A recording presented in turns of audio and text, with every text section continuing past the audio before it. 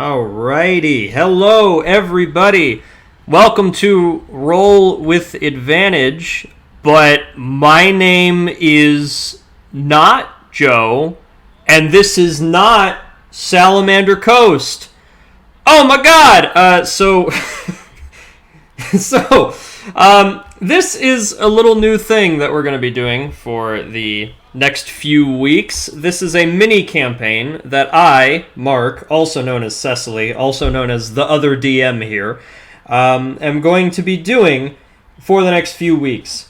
Joe has needed to take a little bit of time off due to real life being a thing every once in a while, and in the meantime, we've still got Everend going on that will be uploading on our YouTube on Wednesdays, and also we'll be streaming some of the previous episodes. We're going to have this miniature campaign called Rising Ash, and always the dramatic one I am. And then we also are going to be doing a few more episodes of The Silent Shield, and we're going to start officially uploading those to the YouTube pretty soon too, so that you can catch up on that anthology series. But for now, let's just go ahead and talk about the campaign that we are doing right now. So first of all, thank you very much to the Onion Soup for another sub for 8 months. Yo, okay, and we got 10 viewers popping in. Hello, everybody. Thank you. I know last time I tried to stream from here, I had a little bit of audio issues and video issues and such. I could not be seen or heard, which, as you can imagine, those being the two senses that Twitch relies on, that was a real problem. I think now we're all good, but if there are any issues, I am watching the chat. Go ahead and let me know if there are audio or video problems. As far as I can tell on my end, input is working. And the three of you, just go ahead and say something. Hey, it's Felicity. Yeah. With the red hair for this campaign. Cool. That image. Okay. Should be all good there. Not sure if we can hear the players yet. Give them a test. I believe I just did. I don't know if there is delay or if you just heard them. I hope you just heard them. If you did not, this is not a one-man show, and we'll be having a bit of an issue. But an issue I can fix pretty quickly, nonetheless. Oh, they can hear through the speaker, not through the stream. That is an interesting issue. I have no idea why that would be a problem. Let's see here. It's fixed now. I heard it fixed at the end. All right. I don't know what that means. I don't know what that means either. I'm almost more concerned. Okay. It's going great. Let me talk. Talking, blah, blah. Oh my god. Oh, that's great. Fel sounds great. Good job, Fel. Good job. You're welcome. Okay. All right, well, and then here's my big dumb orange face with no green screen, or good lighting or anything like that. And then there's the chat running right there. That will also be other things as I sort it out, because I do not have two monitors like Joe does. Anyway, I think we are all good to go ahead and start talking about this. Got another sub. Thank you, Mick Boy Doodle, for 9 months. Hell yeah. Glad to see the support so early into the stream. What if this is garbage? It won't be, but I'm just saying. Anyway, so this campaign takes place in Machavia. Machavia, for those of you that enjoy keeping up with the lore of Illica on Roll with Advantage, is a nation that is to the far south of the continent of Eridane. That is the eastern landmass that contains the Salamander Coast, Tarkir, and Iverion. It's all the way toward the bottom. It is an empire that hundreds of years ago used to be many, many, many city-states and tribes and kingdoms of their own. It is now a singular theocratic empire. It is united under the banner of Azrael the White Flame, a god that they worship that goes by many names and bears many similarities to the First Flame that the Children of the Flame also pay reverence to. And they, just 10 years before this campaign begins, and just 9 years before the current 3 campaigns on Roll with Advantage begin. So, yeah, time, a little confusing. But basically, this takes place between a war that they waged with Tarkir and the campaigns that are going on right now. And this campaign is after the war has already been lost. Tarkir maintained its sovereignty. The person that was leading the Machavian revolution to take over Tarkir was known as the Shepherd, and they were viewed as a war criminal once all was said and done, and Machavia does not claim her actions. And now, Machavia finds itself in a unique position, where the people that have been more or less pleasantly under the subjugation of the Empire for the past several hundred years find themselves questioning the motives of this Empire, and whether or not they really had a right to take anything to begin with, especially with their aggressive methods of purifying, quite literally burning entire villages in order to purify them in the eyes of their god. So, all of that said and done, our 3 players are level 12, and they are going to go on an adventure that they will be tasked with pretty soon to go into the far southern regions of the Empire, where there has been some nasty business going on lately, and they are going to try to sort it out as best as they can. And hopefully by the end of it, or it's hard to say whether or not it will be a good or bad thing and where the players will land so early on, but the view that everybody has of the Empire and whether or not it is entering a period of great instability might be heavily influenced by the outcome of this campaign. So, all that being said, we got 3 player characters here. Go ahead and everybody say who you play in Salamander Coast, and then just let us know a little bit about your character, and we'll just go ahead and start with Felicity.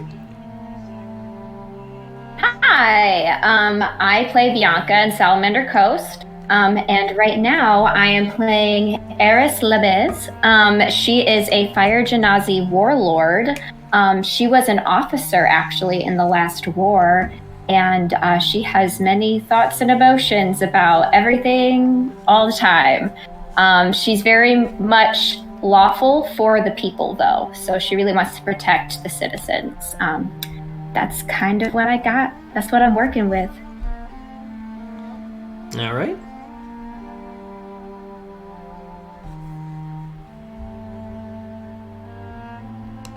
Either of you two. It's whoever wants to. I'll go. Okay. So, I normally play Caracilla in SC and also Twig and Isles, which I guess is also a thing. But here I am playing Tivika, who is a human celestial warlock. You guys probably haven't heard too much about them just by virtue of the fact that they generally keep to themselves, but you would definitely know that they work with the temple, and their family has a bit of a long-standing there and a tie to it. Although they're not strictly part of the clergy, there is still obviously a very strong connection there, and they would refer to themselves as the servant of the hearth, but definitely not in the way that someone would be a cleric or a priest. Okay. And then Cletus. Sweet. So I am Cameron. I play Sunni in the Salamander Coast. But for this mini campaign, I am going to be playing as Cletus Calloway. Cletus Calloway is kind of a veteran soldier who served in the war against Tarkir where he was kind of in a group of like special tactical forces under the Shepherd supervision. And he was taken as a prisoner during the time, but did end up escaping and making his way all by himself all the way back to Machavia to be with his family, and is just kind of, I don't know, getting reushered into his life in Machavia still. Okay. So, we have our 3 level 12 characters, 3 varying relationships to the military, the war that has ended around a decade ago, their feelings that they have on it already. And just so we're clear, so it's Eris is she, her, Cletus is he, him, and Tavika is they, them. Is that all right? Everybody? Cool? Yes. Sweet. Okay. Yeah. So, hopefully I have remembered how to speak while you all took over for a few minutes. That'd be really good, because I do need to do that. That's kind of the whole thing. So, a few things just to sort out real quick. You are all level 12, and in lieu of a session 0, we'll just do a couple quick things right now. You all have a reputation, and you're all experienced already as level 12s. So, I want to do something really quick just to simulate you guys acquiring magic items throughout your years of experience. So first thing I'm going to say right now, any of your main items when it comes to combat. So for Cletus, that'd be your bow. Eris, whatever your main like martial weapon is. And then for Tavika, whatever you use as spellcasting focus, just make all of those +1 weapons right now. There's really no reason that a highly supported level 12 of the Empire would not have a +1 weapon. So +1 on attack and damage, or just attack? Attack and damage. Sweet. Yeah, so just go ahead and everybody do that now. Yeah, +1 on attack and damage, and then +1 on spell attack and spell save DC in the case of Tavika. So, and then in addition to that, I spent a while combing through the magic items that already exist in D&D. I spent a while coming up with some of my own. I think the quickest solution here is to just let the 3 of you flavor whatever you would like. So, the options I present, I will allow you to take any of your skills and just give yourself advantage on it. You could also take a spell or 2 if they're lower level from stuff that you would not normally have access to if your character is a spellcaster. You can also just bump up your AC by 1, just saying that you have special armor. I am basically just turning it over to the 3 of you to brainstorm real quick and just think about something that would advantage your character to have statistically. And then when it comes time, you can flavor that however you want. Maybe, Cletus, you have special boots that give you advantage on stealth, and you can flavor that however you would like to. Maybe, you know... I have one. I want to do a +1 to my armor. I got one. Yeah, alright! I got very excited. Thank you. I'm glad you're excited. But yeah, I'm just turning it over. As long as you're not like, I can cast Wish unlimited times because I have a magic popcorn kernel. Like, you know, Dang, that was my one. Oh, no. So, I mean, you know, whatever. I trust the 3 of you. You know, just come up with something and flavor it. Save. That's all I need. Yeah, there you go. Sweet. I have a question just before I make mine. Will having to get arrows and acquire arrows be an issue? That kind of... No. This is a short enough campaign that I'm not going to worry about that. I'm also not going to worry about food and water. Even though it would make sense since you're headed into the wilderness. This just, like... It's just not the focus, and we only have 6 sessions, so... So yeah, you just have arrows. That's fine. Okay, cool. You know, if nothing else, you can take them from the Fallen. So... Okay, so that settles that. You will be getting more gear fairly shortly in, too. But that settles just, like, the team feeling like you're actually level 12. And not just blank slates. You have stuff, so... Okay, and last but not least, we talked already, all 3 of you brought up sort of your relation to the war that had already happened, and alluded to your view of the Machavian Empire. But let's just, like, state very clearly, all 3 of you, and we can go in the same order as last time.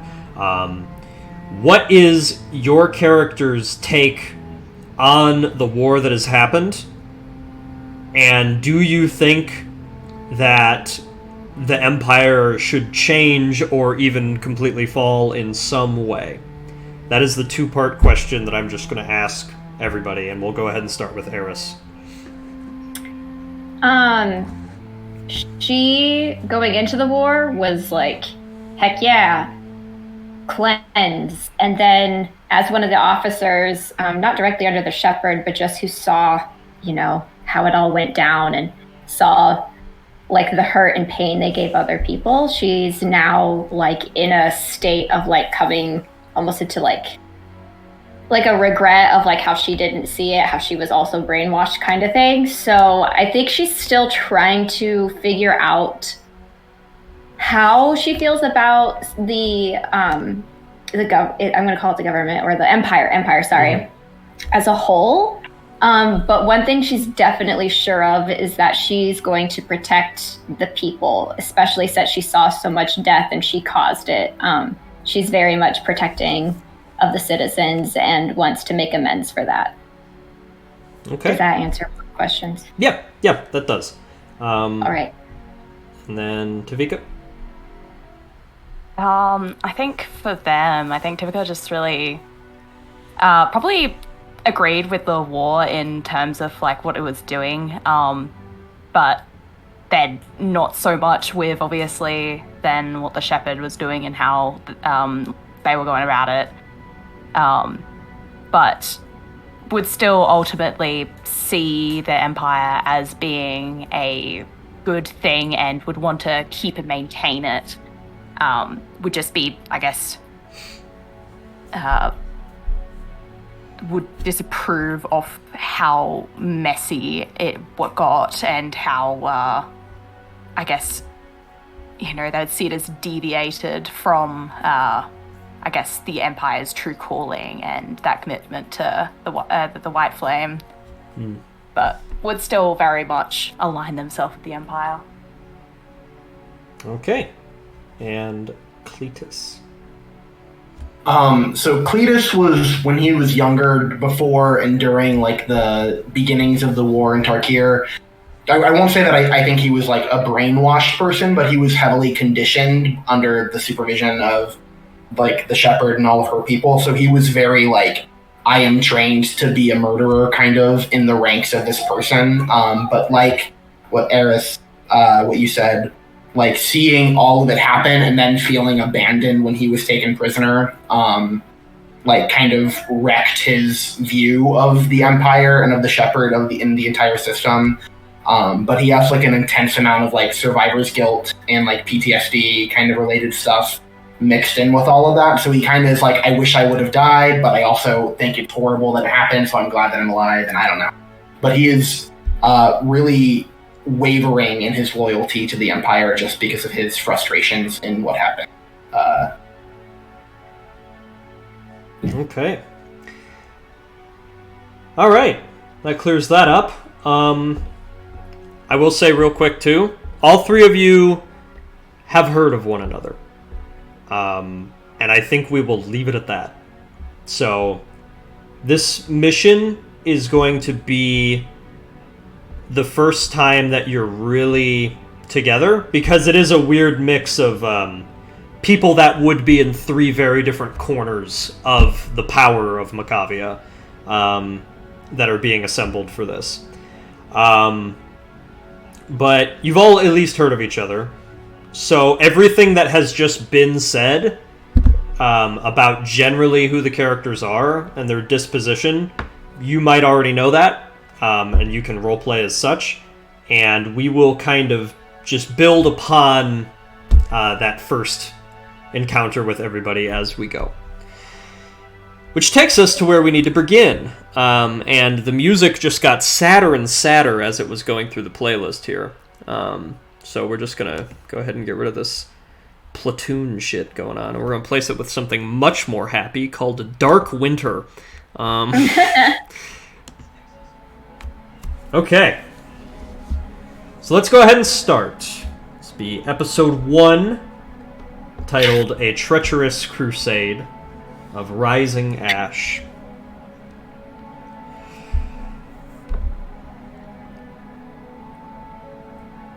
The Empire stood for hundreds of years, and it felt like there was never a doubt. Everybody, even those who weren't around long enough to remember it, knew the instability, the dangers of the wilderness, the brutality of random factions fighting against one another, and the innocent people that would be caught in the crossfire. It seemed universal. It didn't necessarily matter on the lower level, in the farms and among the common people, whether or not you really believed in this white flame thing that the higher-ups and the clergy were going on and on about. What mattered is that they kept you safe, they kept you fed, and they kept you entertained. Perhaps not as entertained as the wonderful art that comes out of places like Tarkir, or the theater that comes out of places like Iverion. But they did what an empire is supposed to do. Safe, fed, entertained. It wasn't the job of common people to worry about politics, to worry about borders. New emperors were selected, old emperors were given to the flame, quite literally, so that the new may take their place. And things continued this way for hundreds of years. In fact, most people couldn't even tell you anymore where they came from. Who were they? What was their lineage, their family, their culture before the Empire? For the majority of the population, there's no way of knowing. Even still, after the war with Tarkir, after the treason that the shepherd committed, bonding herself with undeath, summoning Psyche the Eternal Winter, a primordial titan that would ravage Tarkir and leave nothing left to truly conquer to begin with. People's doubts in the Empire are growing every day. Whereas non-believers used to keep their head down, now they blaspheme openly. Whereas small villages removed from the big cities and temples of the Empire often played along and quietly did their own thing, now they're making a stand. Now they're saying, we don't need you, we can live on our own as a peaceful village, and we want the Empire to go. This has not yet reached a boiling point, but a recent development in the southern peninsulas of the Empire, a region known as the Forests of Ash, has threatened stability. Not many people know about it yet, but if more of the Empire did, And if things went poorly, the shaky grasp that the ruling class of this land have over all of these hundreds of tiny conquered lands might finally begin to shake for the first time in centuries. That brings us to the three of you. You are about to receive a classified mission. All of you have been called in alone. You've received the message through secret magical means. You don't even know if anyone else has been called. You just know that you are supposed to meet at Prudentius Tavern, 7 p.m. All of you are in the city known as Kalo, one of the largest in the Empire, a traveling city where soldiers, clergy, and merchants often come in and out. One of the many protected mountain kingdoms of the northern regions of Machavia. Other than that, the three of you might not have much in common. You're in Kalo. You're part of a high-ranking group of elites that are either in the military or highly trusted by them. And as you all make your way to the tavern that evening, you know not the news you will receive, only that whatever mission it is that you will be tasked with, you are to tell no one. You are to carry it out in discretion, and you are to preserve the image of the Empire, no matter what happens. Pull us all now to Prudentius Tavern. So, as usual, you're going to need to zoom out quite a bit and pretend that the art I found is impressionist. Not that it is severely lacking in pixels. But this is generally what Prudentius Tavern looks like. The three of you come in separately, several minutes apart, as the crowd is still sort of dwindling down. You're in a more removed part of town. Lights are dimmer, streets are quieter. This tavern has probably been here almost as long as the Empire. Just one of those hole-in-the-wall places. Not too far from one of the temples. A sleepy neighborhood in the middle of a bustling city.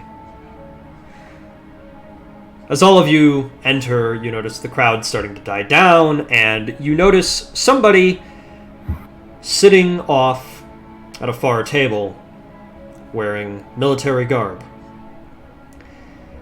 Under any other normal circumstances, you would just assume that they're on break, just finished a shift, passing through town in a platoon. But since you've been called here, you suspect that this must be who you're supposed to talk to. The three of you can even glance around and see one another, piecing together that, although you've not met these other two before, these slightly out of place, elite figures must also be here for the same reason. Of course, you say nothing. You let time pass, and eventually the bar dwindles down. There's hardly anyone left. Prudentia herself, the gnome woman who owns the establishment, asks everybody out, but none of you get up. The military officer sitting in the corner doesn't get up. And eventually, Prudentia gives that officer a nod and walks away, leaving this place almost entirely open, save for the whispers of people in the nearby alleys. So, all of you now in this empty tavern sitting across who you are sure will be the giver of your task. You are all now free to approach from your various corners. And you see that she already has several tankards of ale and several plates with bread and stew upon them, waiting for your approach. Otherwise, she makes no eye contact. Is there anything anybody would like to do before they approach the table?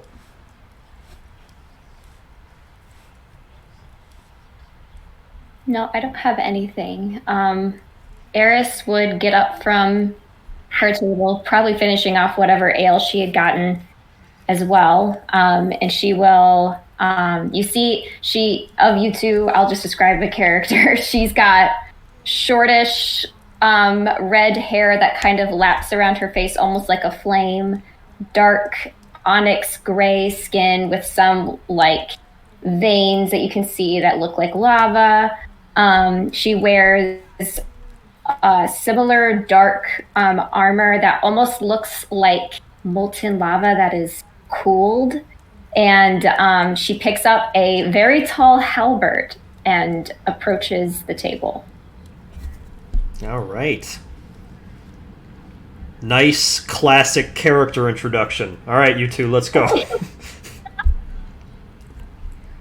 Okay. I mean, shortly after I imagine she gets up, Tifka will also get up from their respective seat and just kind of do a little thing of just straightening out and correcting this kind of shawl that they have on, just, letting it swish behind them. And the shawl itself is made of a very rich and slightly dark red tapestry that has kind of general just patterning on it. There we go. Yeah. But then has a notable reoccurring motif of a kind of joining or connecting of both a white and a golden flame. And as they make their way over, you can just see they've got a very jeweled red and gold pendant earring that just hangs from their right ear. And it's notably very old and just kind of swooshes as they walk on by. Nice. Purposefully waiting for the other two to get up so that he can kind of just take a peek around at them. Calloway will then stand up and make his way over there. And Calloway is the most, right, obviously he's a tabaxi, so he has this very, very light white and gray fur patches of gray on his ears and forehead, and his ears stick up quite a bit. And he also has these two braids down near his cheeks, and various scars on his face and neck and shoulders. On his back, you can see a very, very beautiful, like, black bow that he has, and on his side, you can see a short sword where the pommel is like the head of a lion that extends down onto his sword. And the colors of his kind of armor and clothes that he's wearing kind of, as he passes by certain objects, will kind of like shift in colors, kind of with a chameleon-like effect. And then he will make his way slowly and finally sit down. All right. All three of you silently clock each other just for a bit. You all would know, based on the etiquette of Machavia, that you're not going to speak and you're not going to eat anything until the person who has called you here starts doing that herself. She has not yet, so you all just have a minute to take each other in. A seemingly seasoned and well-off and high-ranking officer type, a roguish special forces frontliner, and somebody who seems to be well-off, perhaps noble, perhaps magical. An odd trio, as you all wonder what this could possibly be about. Even by Machavian decorum standards, the pause seems to be a little too long.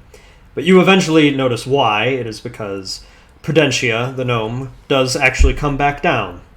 And the soldier slides what must be around 100 pieces of gold across the table to her. And then she goes back up.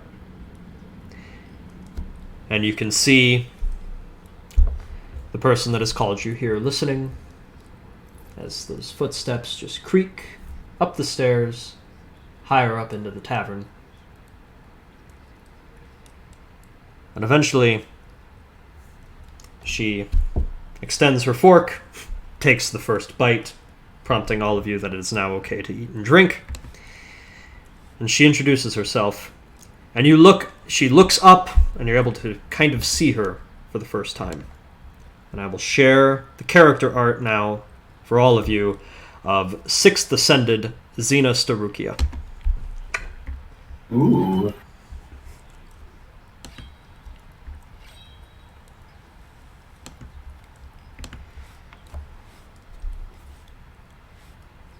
What I am about to tell you, you tell no one.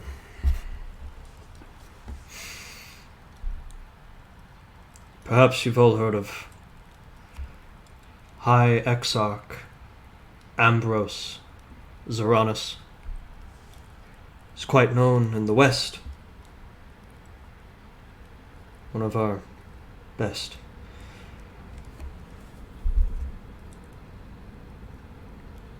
Perhaps you've heard of his mission. He went some months ago to the Forest of Ash. Those small, unindoctrinated places. He has not reported back in some time. Normally, we would send a full platoon to find him. Several. Especially because there has been report of some of the locals, some of those that are dissenting their Machavian identity.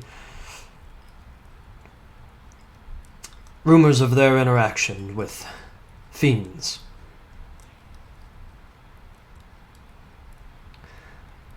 But there is a reason we've called the three of you.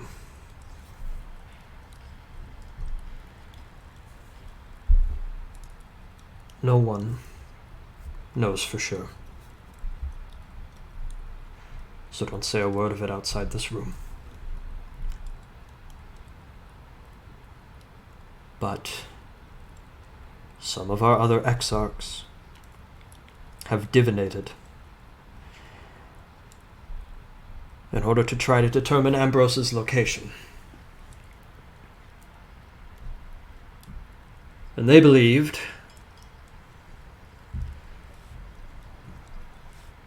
that they saw Ambrose and a devil speaking to one another.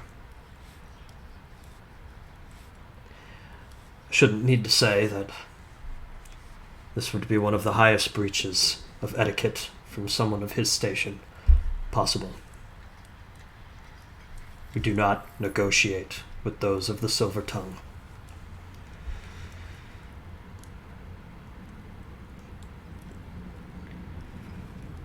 The three of you are accomplished, from very different walks of life. I know it perhaps strikes some of you as odd to be put together on this mission.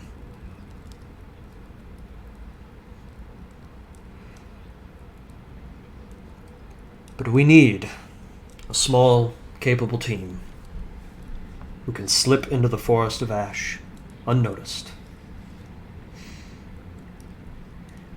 We need somebody that can investigate these disturbances.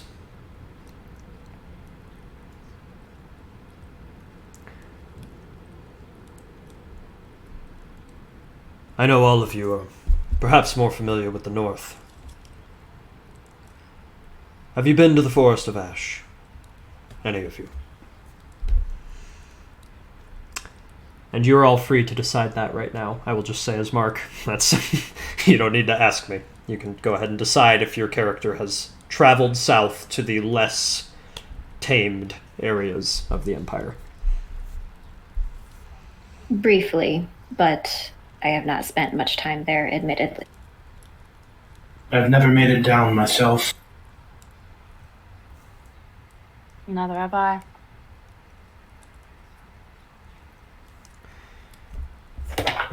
Well, all the better, really. The people there have good memory and a keen eye for outsiders. Perhaps being fresh faces will alleviate you of some suspicion. You can at least claim you're not there to represent the Empire.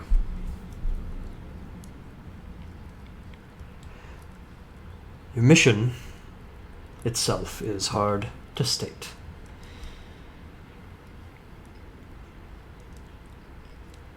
But the simple guidelines are pretty clear.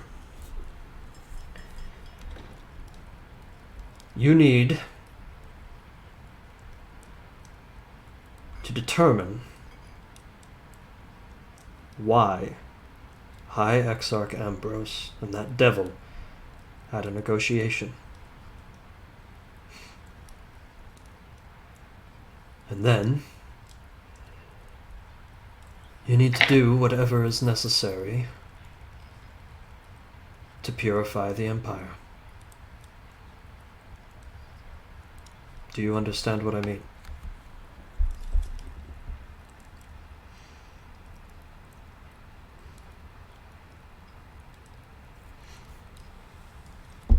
Yes, I believe we do.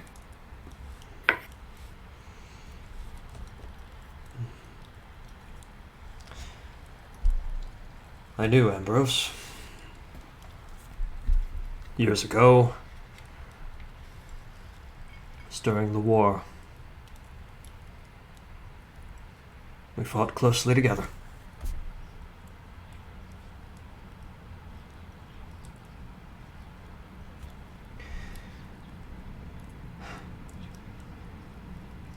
But whatever must be done, must be done.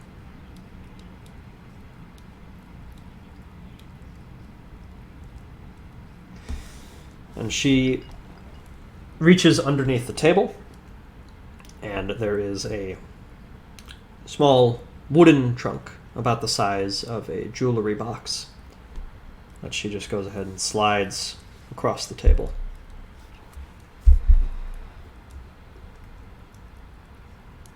Prudential has been getting better and better at making this venison stew, I will say. Not my first time here, unfortunately. Now, in that trunk, along with some traveling supplies, you will find a letter for your travel.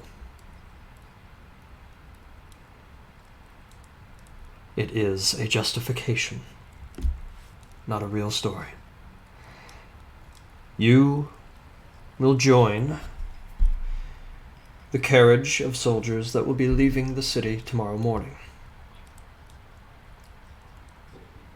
If anyone asks why you're being sent south, all you must say is official business. If anyone outside of the military asks, simply present them with that form. It will cover you.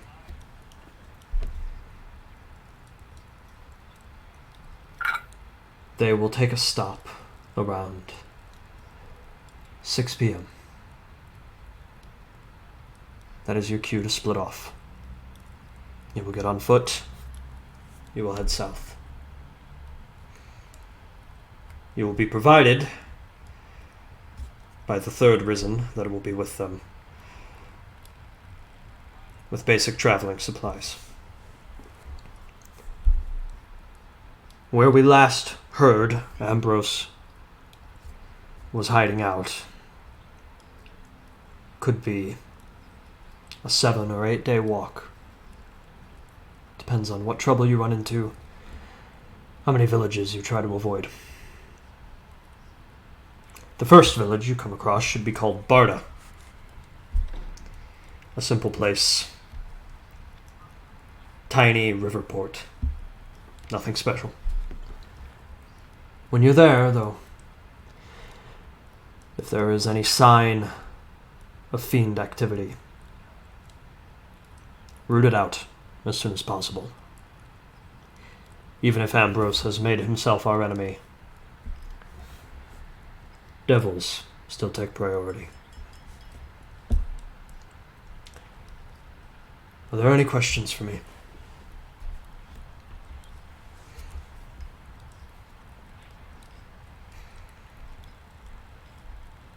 And if Ambrose doesn't come willingly or puts up a fight, do we have permission to handle it how we see fit? Purify. Understood.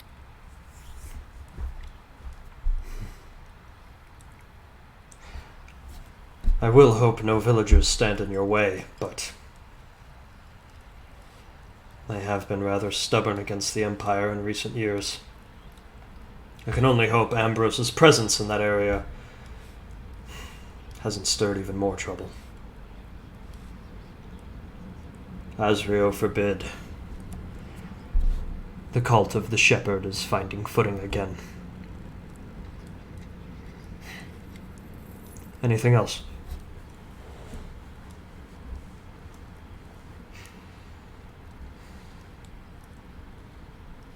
Purify. I feel like we know what to do.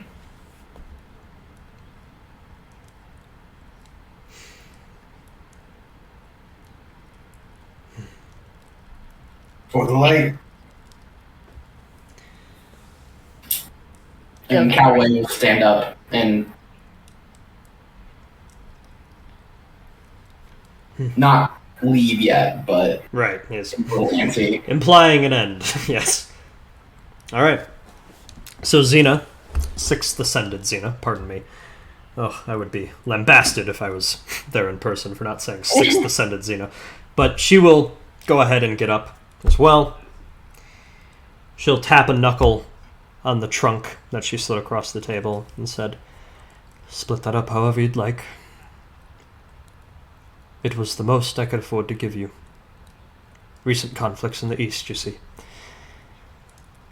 There was a room. One, unfortunately, was all I was able to get upstairs. Tucked away. No one will ever know you stayed. Other than Prudential, of course. But gold keeps her quiet.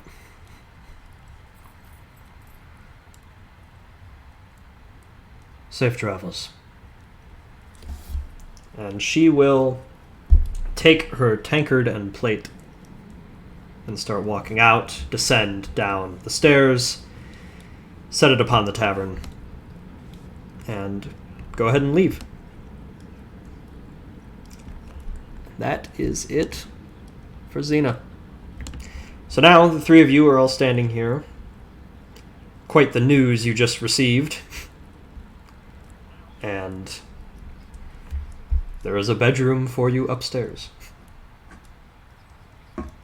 I want to kind of see how these other two are looking with the news. Like if they look confident, disturbed, uncertain. What you guys looking like? Callaway definitely. Oh, sorry. No, go on. Okay. Callaway kind of stiffened at the mention of the shepherd a little bit, but other than that, he's kept very, very cool and just, I don't know, very eyes kind of darting around the room the entire time, just taking everything in. Typical on their part had a pretty straight expression throughout the whole thing, would just nod at certain points, especially when getting into talking about the shepherd.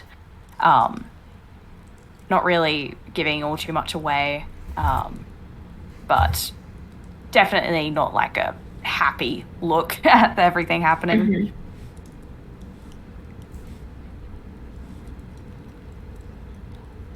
Well, and she will open up the box to split whatever, I assume, gold between everybody. You assume wrong, partially. Oh. So, mostly. So, you do open, and there is 200 gold pieces. So, I'm going to say right now, just mano y mano, no need to really keep count. That is just the in-game reason that if you ever need pocket change, you got it. It is in the trunk. Cool. And if there is ever a reason to barter with somebody, you've got it. But you don't need to keep, like, super close track of it. You're not going to be buying anything worth that much anyway. You have been given a stipend to make your way. Hell yeah. You know, and if there's any, like, flavor items that your character would buy in the city before you go off into the woods for a couple weeks, then you could also do that with the 200. But more importantly, there is a dozen potions in here. Woohoo! So, all healing or very? You see them all lined up. It's almost like a spice rack, where they're all just lined up very neatly and in little lace bows and everything. Leather straps. That's what I meant, and I said lace bows. It ain't cute. But those are opposite vibes. But you know, I don't know, maybe some got lace bows to distinguish them. But the point is, there are 6 superior healing potions in here. Hell yeah. There are 3 potions of fire resistance. And there are 3 potions that are the same as the spell haste. So, pretty much everybody can get 2 superior healing potions, 1 potion of fire resistance, and 1, I believe it's officially called potion of speed. It casts the spell haste on you when you drink it. That's all you really need to know. How many haste potions did you say there were? 3. So 1 for everybody. Yeah. 1 haste, 1 fire resistance, and 2 healing potions. And it's the superior healing potion, so that's 8d4 plus 8. So that's pretty good. And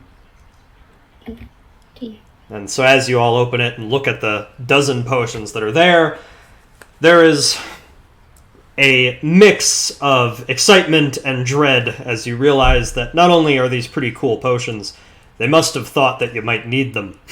This is not necessarily the standard array that soldiers are given to go on any old mission. And as you're taking them all out, Eris, you also notice one more tiny thing. It appears to be almost like a coin purse, but it's very, very small. Kind of like the tiny little bag you might get like a pair of earrings in or something. And as you peer inside and kind of feel it in your hand, it's actually not money or anything metal at all. It appears to just be kind of very, very light. Almost like sand, but even lighter. And we can go ahead and, for the sake of brevity, assume that one of you was able to discern what this is. This is a magic item known as the Dust of Disappearance. I'm going to go ahead and drop the text in there. Found in a small packet, this powder resembles very fine sand. There is enough of it for 1 use. When you use an action to throw the dust into the air, you and each creature and object within 10 feet of you become invisible for 2d4 minutes. The duration is the same for all subjects, and the dust is consumed when the magic takes effect. If a creature affected by the dust attacks or casts a spell, the invisibility ends. So, if you ever need to throughout this mission, you can at least once clump together, throw dust in the air, and disappear. Hell yeah. Love that. That I is... feel strongly about... Yeah, go ahead. I was just going to Eris will say, anyone feel strongly about holding on to this? If not, I will. No? You can go ahead and keep it. And she will pocket it. Okay. All right. Now, and I will also say basic knowledge that all of you would have related to this item.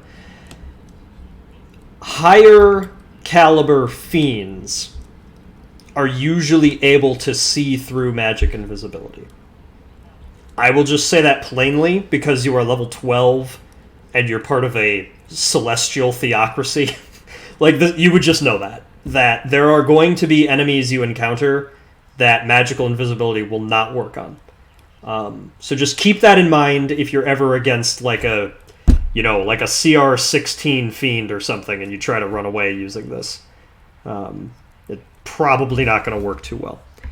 And I will also drop in, I'll write this in the chat as well. It said that the thing that Ambrose was talking to was a devil. Demons and devils obviously are quite different, though they are often confused. And you would all know that as a general rule of thumb, a devil is going to be resistant to cold damage and immune to fire and poison. So, just going to put that there now as well. That's something that you would all know as level 12s. Typically, they also are resistant to piercing, slashing, and bludgeoning if your weapons aren't silvered. But all of your weapons are silvered because, and I know it's going to be a shock that I'm saying this for the fourth time, you're level 12. And so we're just, for the purposes of this campaign, going to assume that your weapons are silvered. That is what they would give you once you hit a certain rank in the military. Okay. So that is everything in the contents of the case and just random information I felt the need to say. So, anything else? I don't think so. Fire. I'm just putting that information down. Yeah. Eris would then probably chug the rest of her ale and Callaway follows suit. say, well, how do we want to approach this? I mean, anyone have any specific plan outside of just what we're supposed to do? Anyone interact with Ambrose? I didn't have a personal connection to him. Anyone deal with fiends more than the average? Not spent much of my time fighting fiends, to be often. Other than the fiends up north, that is. But say we do it just like any other mission. Slip in, see what's going on, take out those who need to be taken out, and leave. Easy as that. I think I find myself agreeing. Once we get further down south, I'm sure the extent of the situation will reveal itself. We can make better judgment then. All right. Well, with this being maybe our last night of actual relaxation, I'm going to have another ale and go to bed. All right. And as if on cue, you hear down the stairs again, that old gnome woman looks around and just... Has she gone? I'm not interrupting anything, am I? All clear. Well, I'll get you all one more round. I laid out a mat on the ground. There are 2 single beds. I will leave it up to you if it's worth laying in the ground to avoid laying in bed with a new friend. And she, all dry comments aside, will just go ahead and start pouring another round of ales for everybody, whether or not you asked for one, and she will head off into her own abode after setting down a key to that private room next to one of you.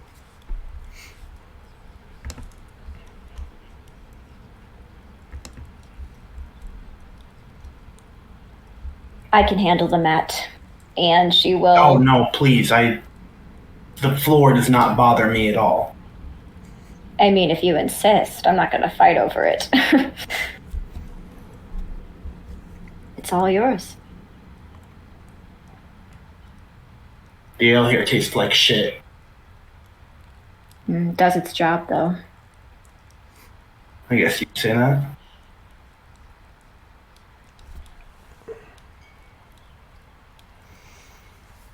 Okay. Anything else before we go upstairs? I do not have anything. All right. That was a Joe thing I just did. All righty. Okay. Well, I think Calloway will slide the key, like put his hand over it, slide it, pick it up, tip his head back, take the rest of his ale, slam his cup down, and then say, well, if there's nothing else we need to do, I suppose we might as well go upstairs. Agreed. And she will finish off hers, too.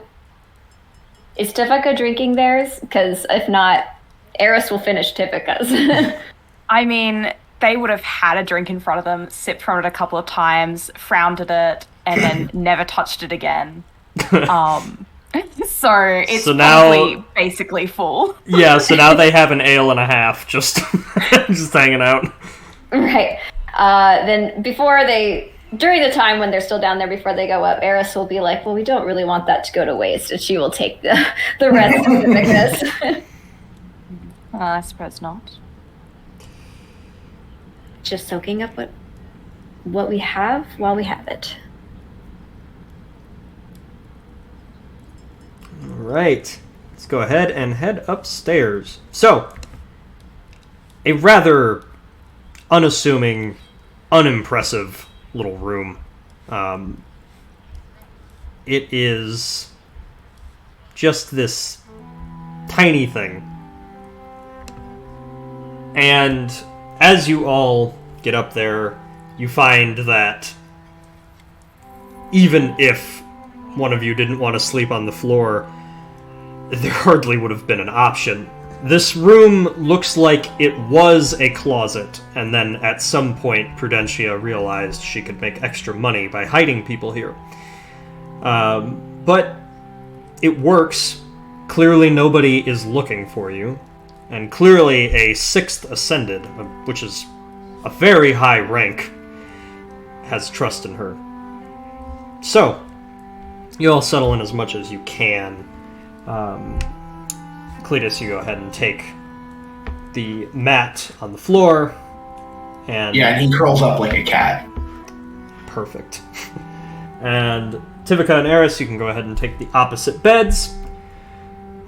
And as night is falling, you all know that this will be the last night you have in a city for quite a while.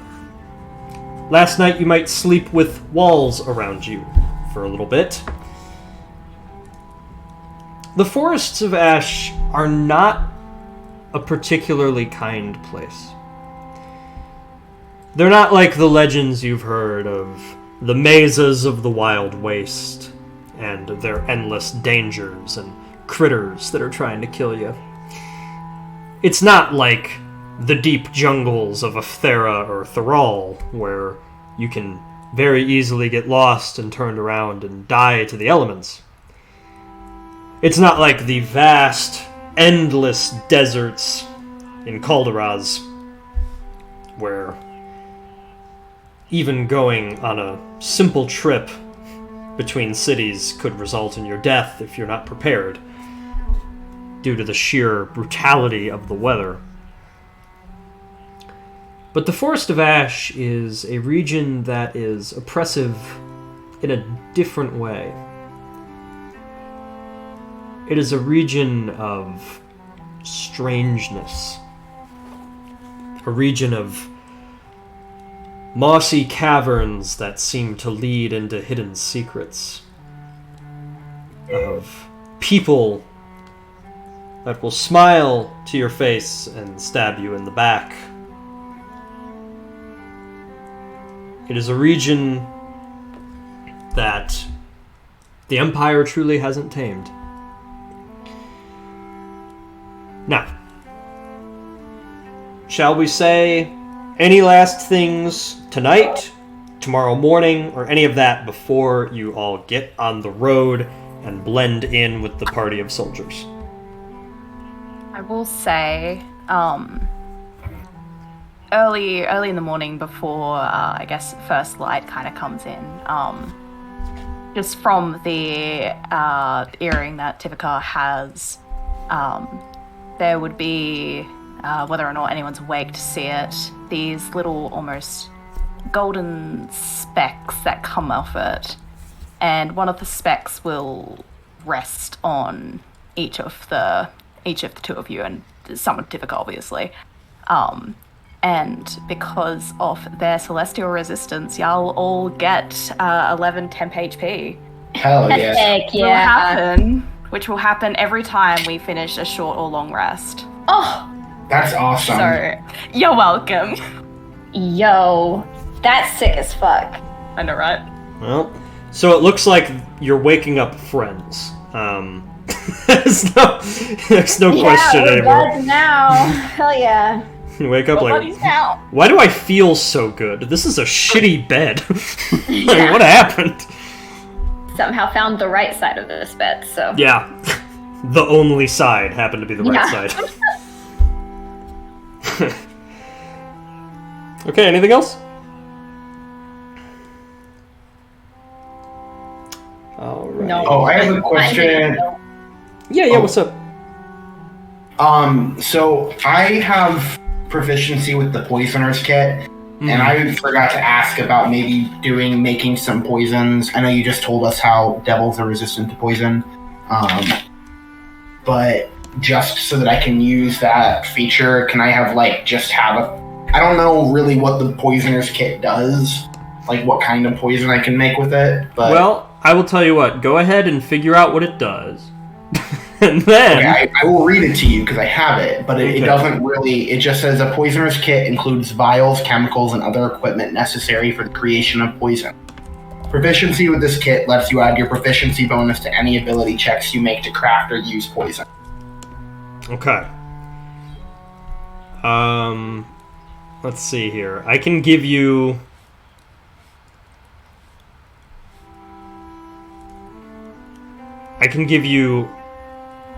just a basic poison vial. Okay. That you can... And we won't even count them. We'll just say that you have them. Okay. Because there are more, advanced poisons, but I think for that, that's all we really need to... And then, is it a free action to, dip an arrow in poison? It says applying the poison takes an action, but then once applied, the poison retains potency for 1 minute before drying. So you could theoretically, if you got the jump on enemies, you could, poison 5 arrows before you even started combat. Yeah. But yeah. So that's Sweet. that's the really, really basic poison. Yeah. Good to know. And then, if anything more advanced comes up, we can... But that's good to know that you have a poisoner's kit, because that means later in the campaign I can keep that in mind, and, maybe the Forest of Ash has poison herbs in it now. Guess we'll see. Alright. Believe we just had a mild audio hiccup. Is everybody good? I'm I good. think so. Good? I Okay, didn't cool. notice anything. Yeah. Well, yeah, I think I figured out what happened last time where they said they were hearing you through my speaker. But I think I'm the only one who will ever notice if that messes up, so. But I think I've gained knowledge, so that's good.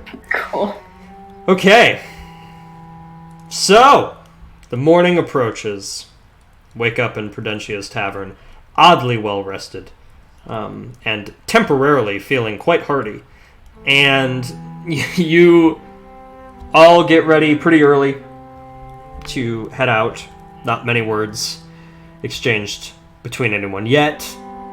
You hardly know each other, and the situation is pretty serious. There's not much reason to talk about anything other than work.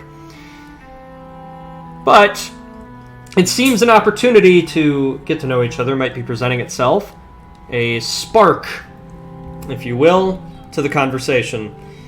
I will switch you all now to the Leaving the North screen. Should drag everybody over. Okay. So, you all have to walk almost an hour from the corner of town you're in to get down all of the narrow, winding, mountainous paths throughout the city to get toward the bottom. And there you join the carriage group of soldiers that you were instructed to join. One of you has the letter in hand in case anyone asks. And a few of the soldiers kind of look at you. A lot of them seem new. In fact, you can tell some of them are what they call a new pure. They have a streak of blue that has just been painted down one side of the face, just a thin line that goes across the eye and the brow. A new pure is essentially somebody that is still waiting to be officially a soldier in the Machavian Empire. They are somebody that is still earning their stripes. Sort of the Boy Scouts of the Machavian military, if you will. And a lot of them are quite young. Some are like late teens, some are early 20s. But immediately you recognize who must be the main person in charge here, the Third Risen, as you were told you would meet. Third Risen is a rank that is considerably lower than all of you, but is still deserving of quite a bit of respect. To be meta for a second, this guy's probably like level 5. Just to point it out like that. But you see him step forward, all of his dozens of soldiers behind him, and he puts his arms up, and he says, "Well, you must be our special guests. Welcome aboard. Got a small carriage up here. Normally that's all for me. Looks like today it's going to be the 4 of us. You can call me Leo." And he will bow slightly forward toward all of you. And I will now share the art of Third Risen Leo Petra.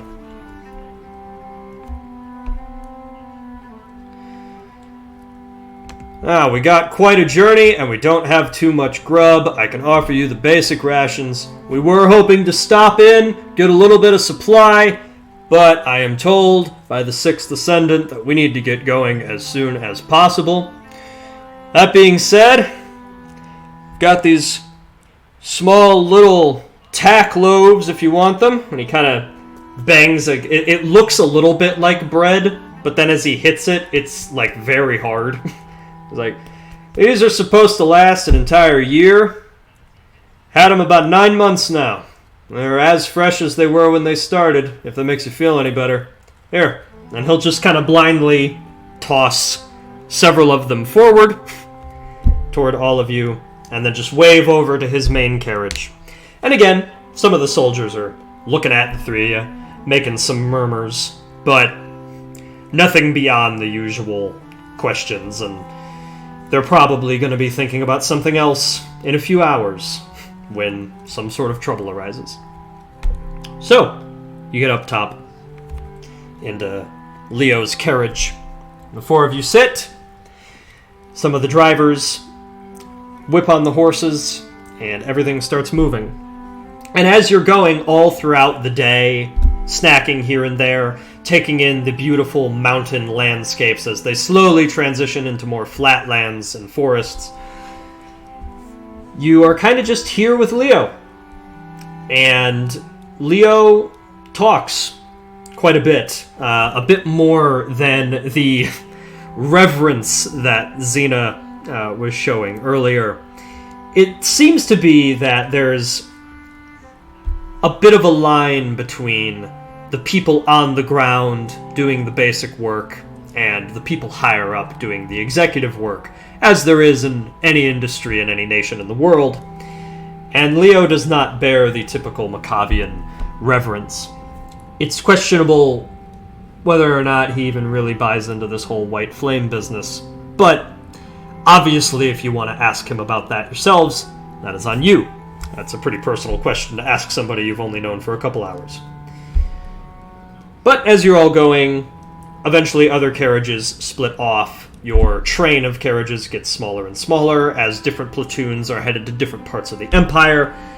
And it is, all in all, a pretty quiet and peaceful journey. So, Leo, for the most part, is, after a few hours, chewing on something, taking in the view. Hard to beat that. I gotta be honest with you, I think the Empire looks its best when there's not as many people in it, you know? Oh, man. Makes me wonder what this land used to look like before it all got assembled.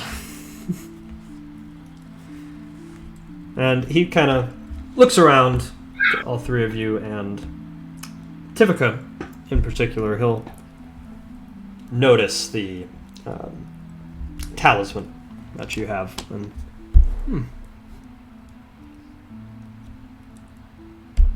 you're one of the Orn family, aren't you? One of us few that still has a name. Well, yes. It's nice that the name is remembered. I'm sure. It's hard to say where I came from. My grandfather apparently knew at some point, somewhere in the southeast. Well, his memory started going before I thought to care about it too much. One of those little regrets we all have. But a Machavian's a Machavian, you know? All just trying to get by. Anybody hungry for more of this tack bread? And all of you have probably, much like the ale, at least tried a piece at this point. Not good. I'll leave it up to you if you actually want another. But he's kind of just pointing at it. Anybody else? More of this? Happy to save it for when I'm actually hungry, thank you. Yeah, I think that's how they ration these things. You make them terrible enough, it's not like you're going to run off in the middle of the night. They sent us once a huge load of steak, just wonderful cuts of steak, as a reward. All gone in 3 hours. This stays.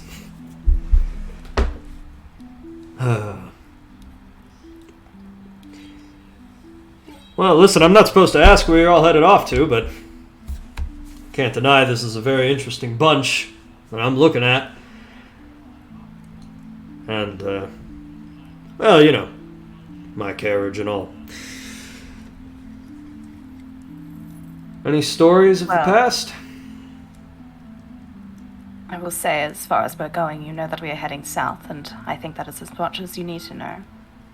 Oh, sure.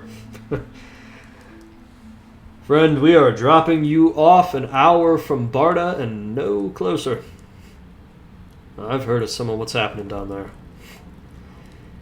All the uprising and reclaiming and... Well, at least they sent one of the high exarchs down there to help sort it out. Here he's quite the talker, Ambrose. Very good at inspiring, hurting. Oh, well, perhaps we shouldn't say hurting anymore. Too soon to make a joke about the shepherd? Oh, have I met him? Saw him give a speech. It was a while ago. It was during that business with the kingdom up north, actually. The other big fish.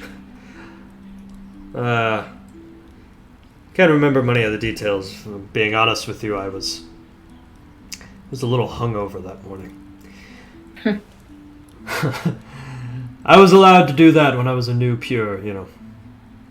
Once that blue stripe is gone, you have to act like it. All of a sudden,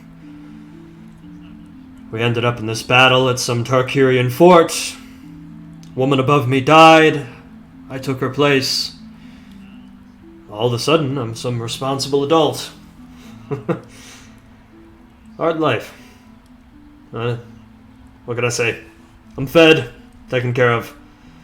Have a family back home. They'll have enough money for the rest of their lives, even if something happens to me. Not that it will. That's what you gotta keep saying. I'm a little off track. No, Ambrose, I hardly recall what he was saying. I just remember his cleanly trimmed beard and his vigor. Remember him saying something about us needing to purify the shepherd and the undead. How we had to put the concerns of yesterday behind us and focus on this new threat. It was rare, you know, he was one of the first ones to actually turn against the shepherd, as far as I understand. Not many people willing to do that in the beginning, especially those that weren't up there themselves, seeing all the horror. I don't mean to state too strong of an opinion on that thing. It's... well, when one of the undead kills your supervisor, it kind of makes your mind up for you, you know.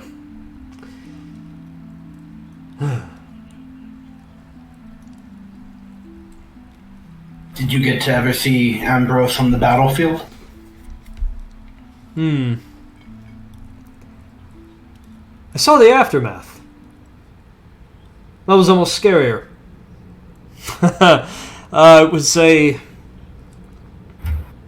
was a village. Must have been 300 people in there. It was a place that had been occupied by the shepherd's forces and some of the other Machavians that were with her. And even for me, it's almost grisly to think about, but we got called to offer assistance to that area. Try to reach negotiations if we could. If we couldn't, well, it didn't end up mattering. By the time we got there, Ambrose had already paid a visit. And I mean, the smell. Just the smell. All burned. Anything that he didn't deem a worthy Machavian burned. As far as I understand, he got a few of the Tarkirians while he was at it.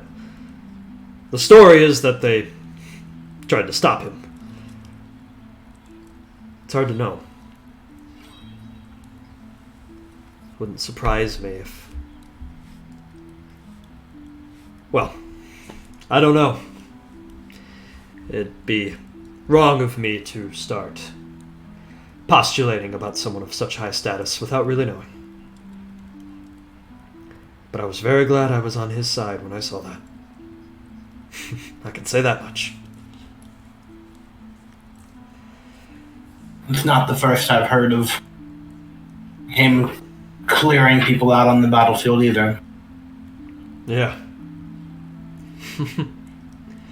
As much a general as he is a clergyman. Not as much a clergyman as he is a Cult of personality. I guess it makes him the perfect man for the job in the Forest of Ash, though. Give all those disparate people somebody to look up to.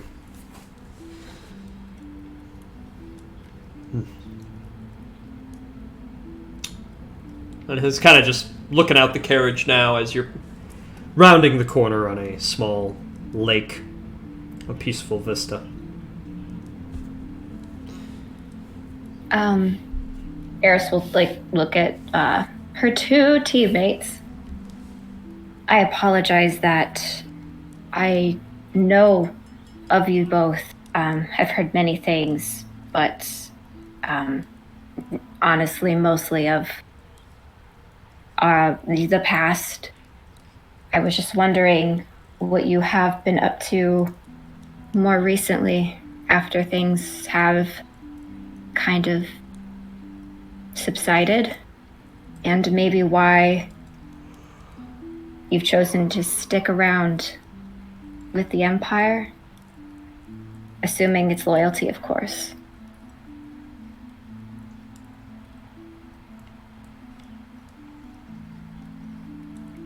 Oh, quite the curious question, I suppose.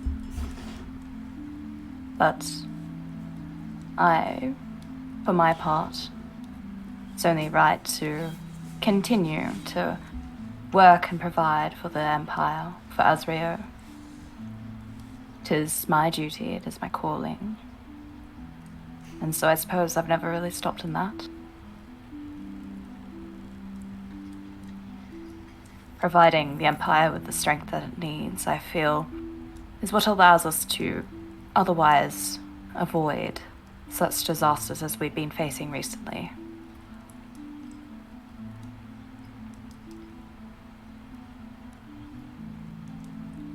She will smile at that. Our people really need it.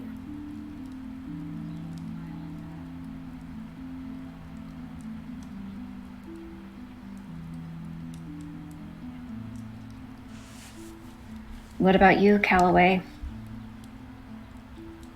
I've heard many things, but not recently.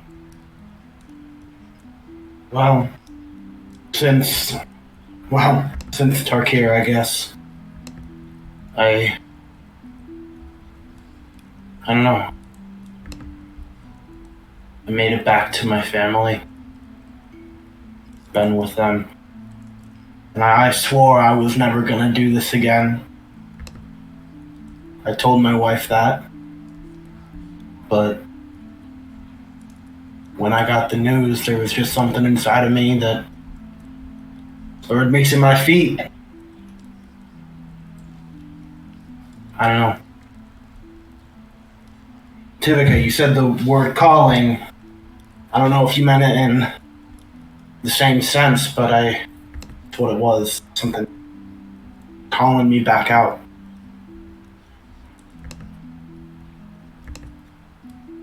Not sure what it is, though.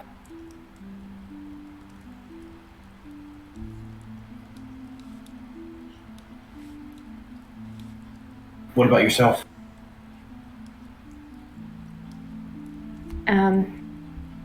I've always remained loyal to the people, my troops. I will never turn my back on them. So I just kept doing it.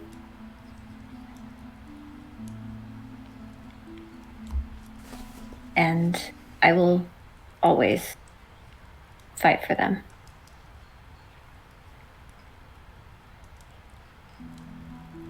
I've seen your face before, and I think I'm just now putting it together. I saw you in Coldover Keep.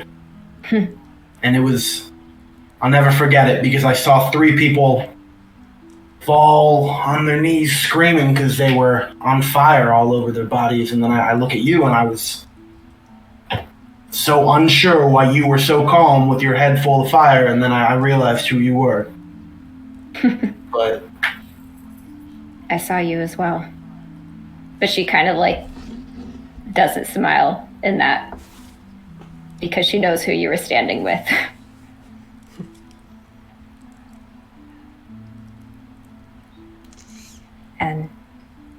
I'm just glad you still feel a calling. I guess so.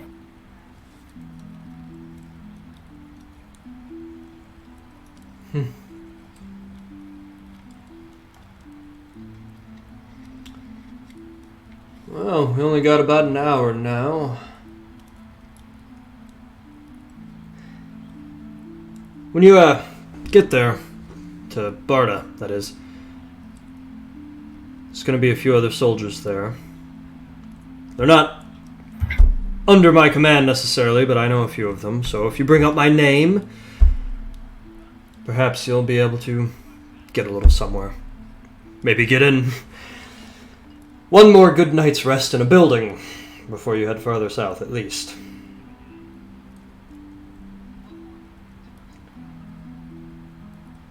And, of course, whatever it is you're doing, no business of mine, but stay safe.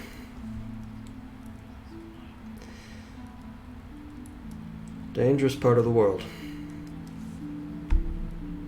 That's what makes it exciting.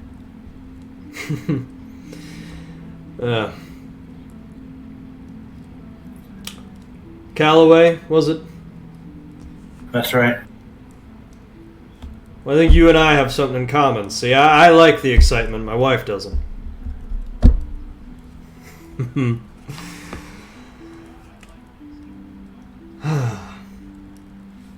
Well, coming at a stop point here, let me give some commands to the others and I'll be right back in. And he'll kind of promptly leverage himself out, and he is going to just say some last little orders and words to everybody as you guys are getting towards your final stop. It isn't much longer before you are dropped off. And again, you see some of the soldiers looking at you, but what are they going to do? And eventually, you are there, ready to split off. What started as a pretty massive carriage group is now not many. And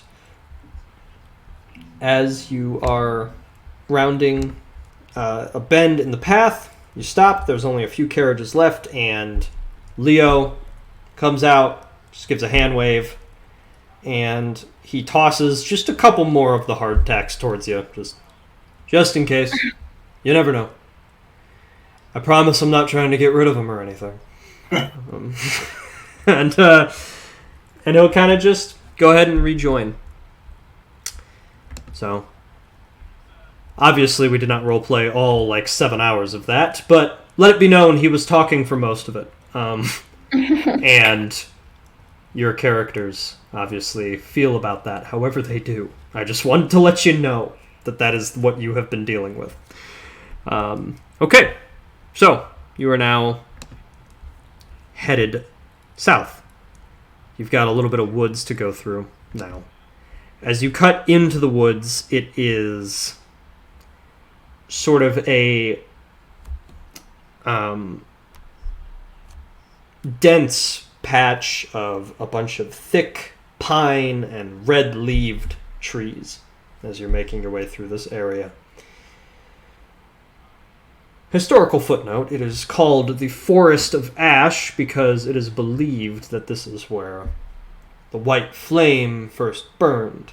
This is where the first people were purified in the ash so that their ashes could be spread and their countrymen could be reborn in their glory. Of course, that does make it a somewhat haunted area to some people, depending on your own views on Azrio. As you're all approaching, making your way through, there's no immediate problems, but you get pretty close to where you think Barda should be, and you're not hearing anything. You hear the general ambience of the woods. The sun is starting to set. You know that you should only be a few minutes away at this point, and if you're not, you might be in a bit of trouble. But as you are headed along, a bit of dread sets in as you realize perhaps why you didn't hear anything. It's too quiet. As one of you leading the group, you step and crack on a branch. You notice a entire group of carrion birds fly up. Vultures, ravens, and such fly up and away past the trees. As you look up, you notice that the trees start to lose their leaves the farther south they go ahead of you. Some of them look burnt. And as you look down, the twig you stepped on has a bit of char along its edge. As you get closer, you can see the village of Barda.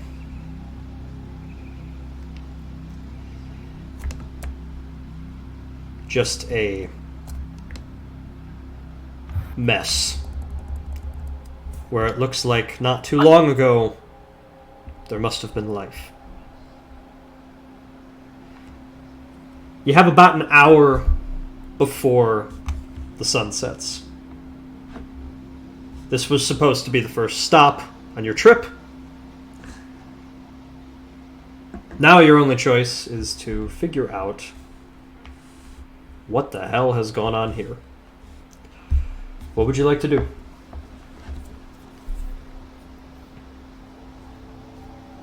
Yeah, exactly that. Trying to figure out what happened, because this must have been recent, at least to our knowledge. So maybe start to look around and see. I mean, obviously it was burned, but if there's any life, any hints of where people have gone, if there were any survivors, or the people who did it, anything like that. Okay. Yeah, Calloway will keep his eyes between buildings into the tree lines outside, just to be looking for people or creatures of any sort specifically. Okay. Tivika will, as someone that, deals with a lot of fire shit to begin with, they're going to mainly try and, I guess, deduce how long ago this happened as well. Okay. Got pretty... three similar but distinct plans of attack here.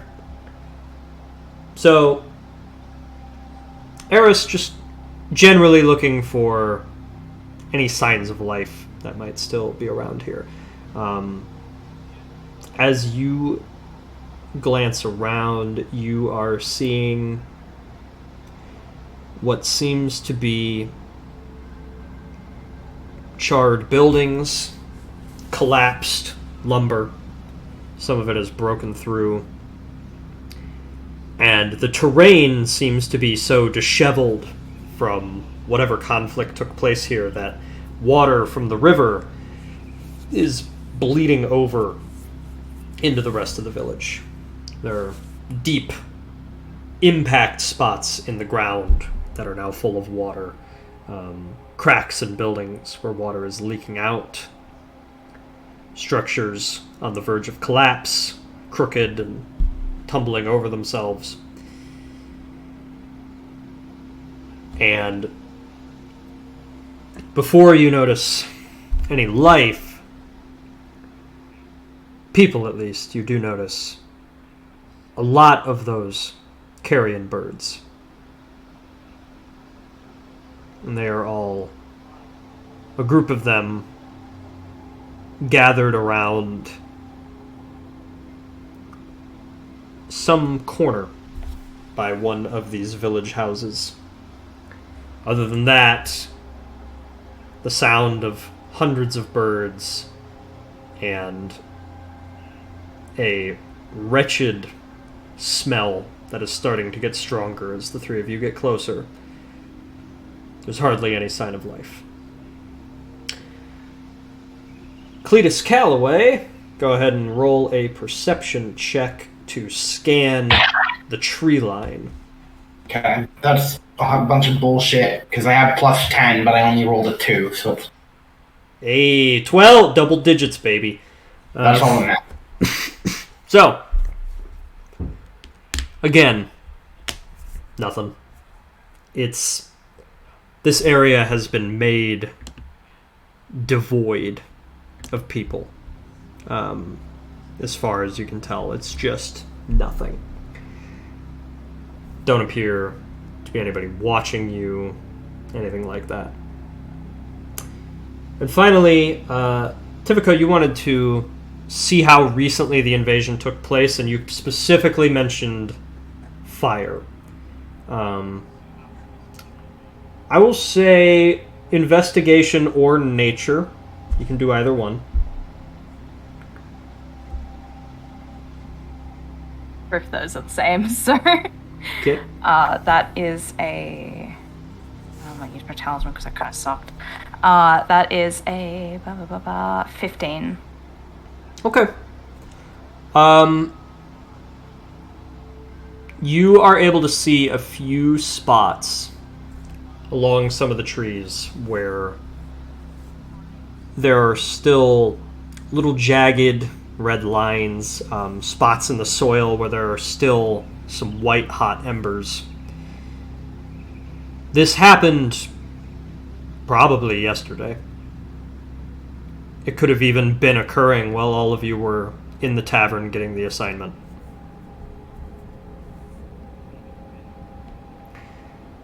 Alright. So, as you all get closer to, more of the birds scatter, and you all knew what you would see, but now it's impossible to ignore. Anytime a clump of the birds fly away, they reveal a half-picked at body. Some spots picked down to the bone, many of them with burn marks, deep cuts, veins running up the neck as death has long ago set in. And this place is almost entirely barren.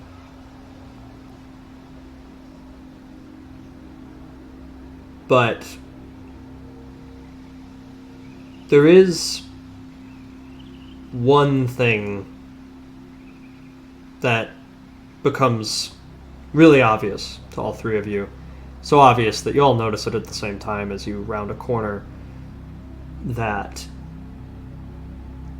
you see on the back of one of these village homes, it looks as though somebody has rubbed their hand in ash and done it all along the back wall of this home. And they have made the general shape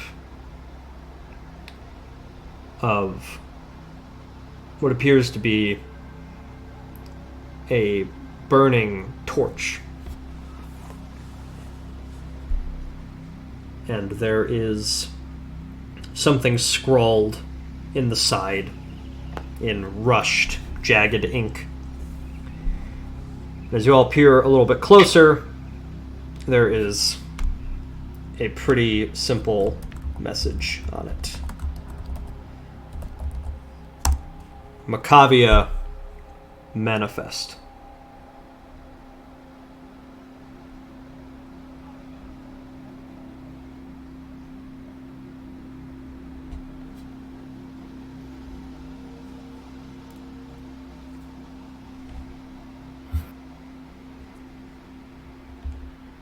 What about the symbol of the torch? Is it like an established symbol we could recognize? Okay, I'll give you another choice. We can do history or we can do religion. Those are the same modifier again. Ah! That's a 21. Okay, well, you got nice dice, apparently. So... I got a +6 in it, so... it's pretty solid. Pretty good. The torch... There are so many symbols for Azrael. So many names and so many symbols. That... this could be something like that. But it's not a popular one. It's not a particular one. If anything, it could be a little bit closer to the first flame of Nabir Taman, but that seems like a bit of a stretch. Whatever this torch is meant to represent, it doesn't seem to be based on anything prior, anything established in Machavia's religious systems and iconography. What you can put together is that clearly it is meant to demonstrate the symbol of some sort of ideology or group. But it's hard to tell anything beyond that, other than the obvious, which is that this place has been torched.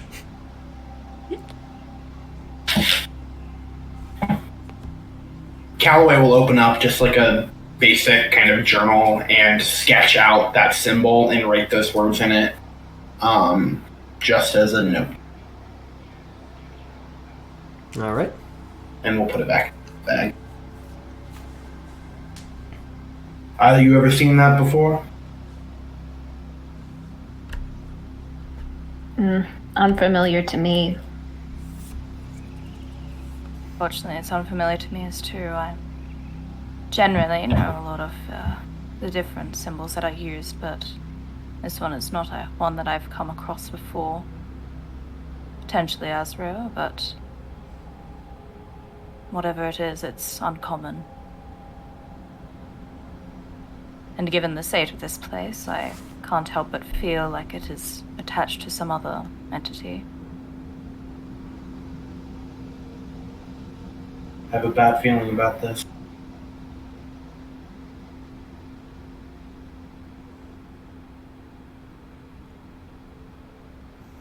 I have a feeling we'll get answers as we go. Unfortunately, I don't know if there's much else we can really do here. There's no life. Doesn't seem like there's anything here for us.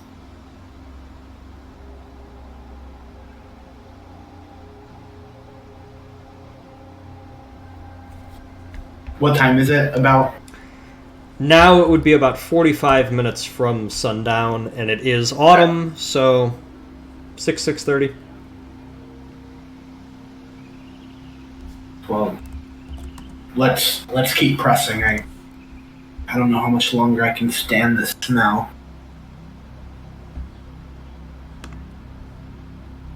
You weren't used to it from before? That's just the issue. I see. All right, then onward we shall go. Don't think we'll find anything helpful here anymore. All right. So you all start to press on, make your way through. And yeah, for the most part, you're right. More bodies, more waterlogged pathways. The well at the center of town is completely flooded over. The walls cracked open. There's a few bodies deep inside. One of them, you can't tell if it's a halfling or somebody too young, but you don't look long enough to figure out. And as you're going, there is just across the way a bridge that gets over the winding part of the river that leads back onto one of the main trails so that you can more easily navigate through the rest of the way on your journey southward. It looks like tonight might be a night that you need to camp out. But as you're all going, you hear, very faintly, just a couple of footsteps. Just 2. Boot falls inside one of these burnt-out homes. And then they abruptly stopped. Do you investigate? Yeah, I think Eris would. Calloway will take his bow off of his shoulder and just kind of pull an arrow out and knock it just to be at the ready. Azrael also... Oh, fuck, what? I was like, who? Oh, Gemma, you told him the plot twist. Here we go. Oh god, my webcam! Wow, what a chaotic 20 seconds. Okay, I don't know well, who I damn. am. Anyways, Himika will also head over, but as they take a couple of steps, they will just start floating to levitate. Floating? Yeah, man. And they're just to make sure that there's no further noise as they approach, just kind of using a quarterstaff that's more like a walking stick, if anything, to just gently just cruise themselves over. Nice. Okay. So the 3 of you, cautiously but quickly, approach the sound. Tivika and Calloway, you're ready. And Eris, are you actually going to round the corner into the building? Yeah, probably.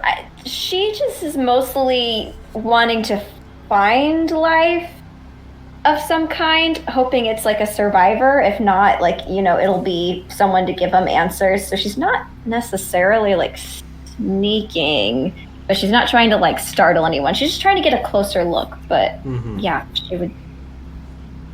Okay. Yeah.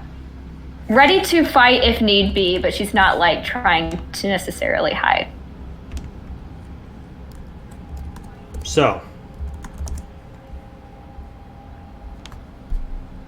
can you tell me, and of course, I don't mean this in a harmful way at all, but could you tell me your armor class real quick? 19. Okay, so, that was an 18. So, yeah, you took that +1, baby! So yeah, so we can say, you do the thing, and then I'll say my thing about my special armor. Aw, thank you for letting me go first. So, there's a surge. As soon as you get around the corner, there's a surge. Just 3 rapid footsteps and a quick battle cry from a feminine voice as, before you can even really ready yourself, whoever was here was just waiting, sword drawn. And they go in for a slice. And they looked like they probably would have connected, but... Okay, but, so, her, like, cooled magma armor shifts and moves and almost makes, like, a shield that, like, appears on her arm as she, like, lifts it up and, like, deflects it. And then she would... Does this person, now seeing them, do they look strong or, like, weak and defenseless and they're just trying to, like, hold out? Or do they... What do they look like? Okay, so you deflect with your sick-ass magma armor, clearly proving that you are no stranger to people running up to you with swords. And you take a look at this person, and immediately, as she looks at you, tension is gone. Because not only is this person clearly malnourished, fatigued, on the verge of an anxious breakdown, and clearly not very skilled with their blade. They also seem to be a new pure. You see the blue streak down the eye. It's faded and partially covered up in dirt now. but it's there. And the rest of the outfit is there too, covered in ash and blood, some of it which might be hers, some other people. And in this burnt out home with her are the bodies of 3 other Machavian recruits.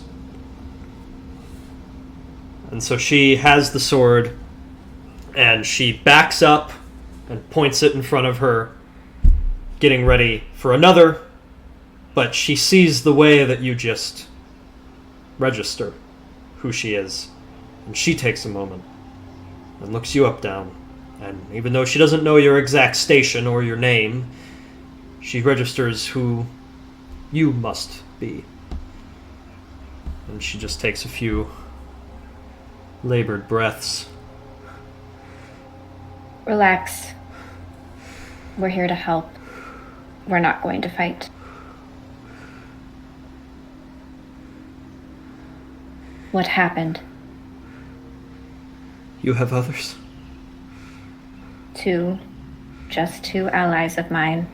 I have to see them first. Put your blade down, and they will show themselves. And she will also drop her halberd when she says that. Okay. Go ahead and roll persuasion for me. Yeah, that's the thing that my class is good at. Hell yeah. Okay. Nice. Oh, I rolled low though, so fuck me. But I have really high persuasion. That's a 16. Okay. Oh no, an 18. I'm so bad at counting. God, what are you, fucking rogue? Oh, that's so low. It's only a 29. Alright. So, she does. There's something about your confidence. And you know this as a warlord. There's just something about your confidence where all you need to do is believe what you're saying, even if just for the moment, and almost anyone else will too. And she does. She'll lay the sword on the ground. And she is unarmed otherwise, except for it seems like there is a pocket knife tucked in along her uniform. But, I mean, yeah, it's like silverware. It's not even a dagger. But she, again, just breathing a little bit, and she'll, hands up, she'll take a step or two forward to look out the door and see the two of you. And now the two of you see the same sight. A petrified new pure. Seemingly the only living person out here. And she keeps her arms up defensively and stays quiet. When she peeks out, Calloway will go ahead and kind of lower his bow and put the arrow back in the... What is the thing that holds arrows called? Quiver. Quiver. I almost said shiver, and I was like, that's not right. Quiver, thank you. Arrow scabbard. Yeah. And he'll sling the bow back around, and just kind of cock his head. Again, what happened? And you can put your arms down.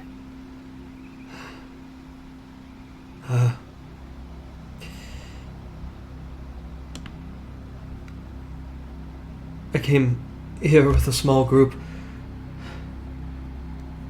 Just meant to gather some information, some supplies, head back to the carriages, just an hour north.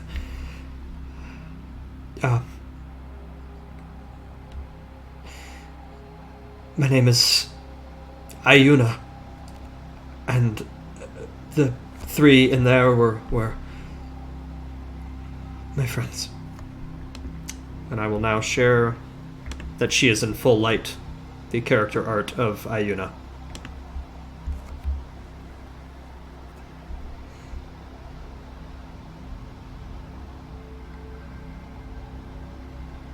She looks so worried. I know. This is one of those situations where you found the art first, and I was like, oh yeah, we're doing this one. So she takes another moment, gather herself. The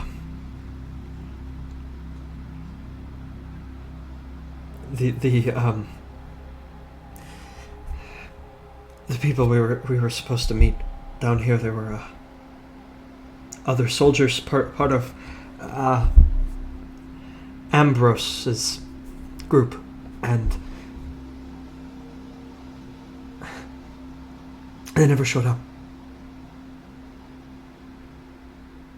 Instead, it was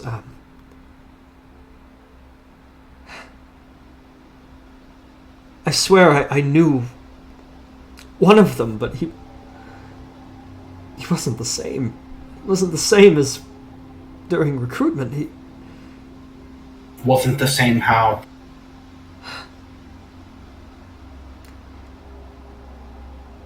His mind is...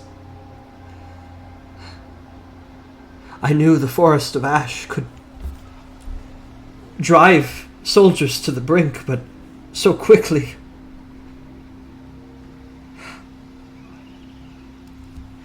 I don't know how to explain it, but he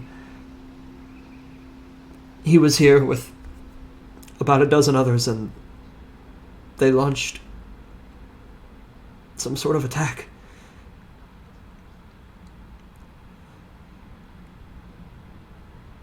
I'm only alive because I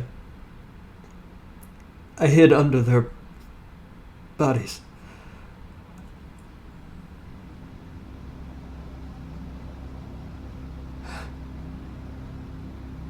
You're not...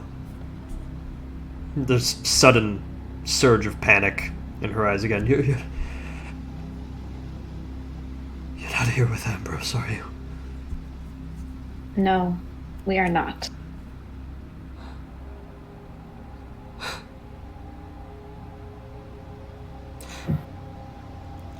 I don't know what happened to them, but it must be something.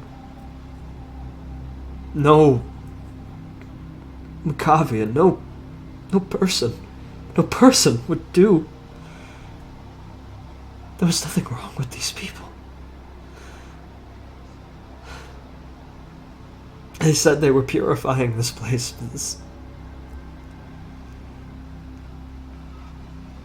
Is this what we call pure?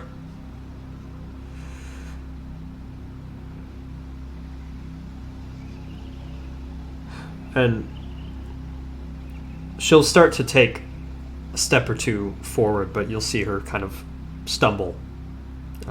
She's clearly awake on adrenaline alone, and hungry, exhausted, wounded. And she tumbles to the floor, hardly catching herself, as she just lays there before all of you right now.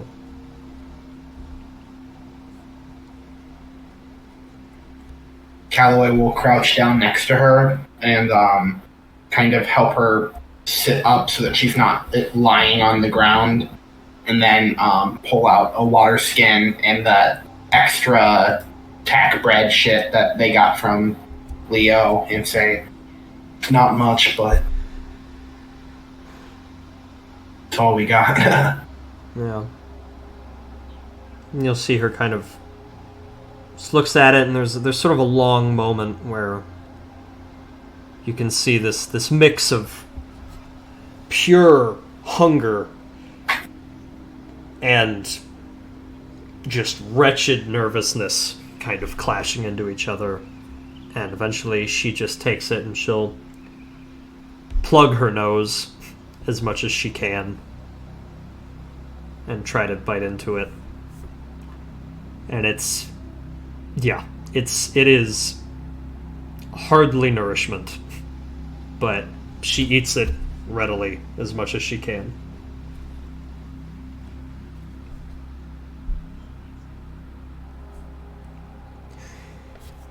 Tifika will also kind of join the two of them onto the floor, kind of kneeling down. And well, if you're injured, I'm a healer, I can help. Yes, it's on my leg. It's... I don't know when it happened, but I noticed it wasn't moving right. I can see what I can do. And they will just kind of gesturing their hands above, will just pump in, let's just say, that's 13 Okay. points of healing for them. Iuna is back to full HP then. Oh, shit. Oh, this poor girl. She's a new pure, man. she's Really not... fresh. She's like hardly level 1. Oh, buddy. So... But yeah, she's up at full. Still, mechanically speaking, she'll still have a level of exhaustion. But she's at full HP. She... Thank you. Thank you.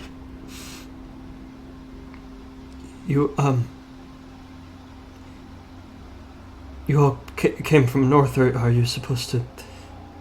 Are you supposed to meet with them? Of a sort? Oh.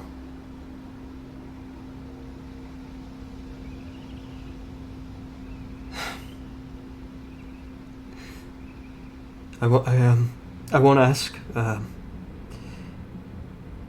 They told us this kind of thing could happen. But I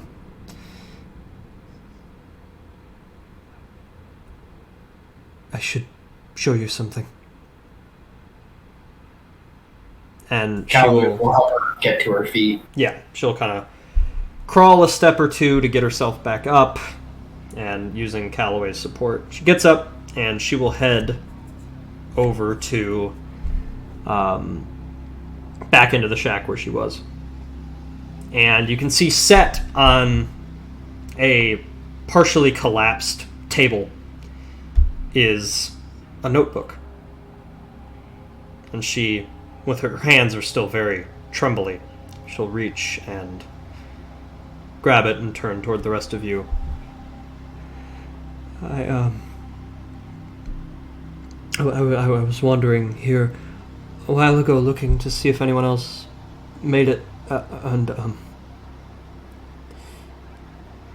all I found is this, and it was...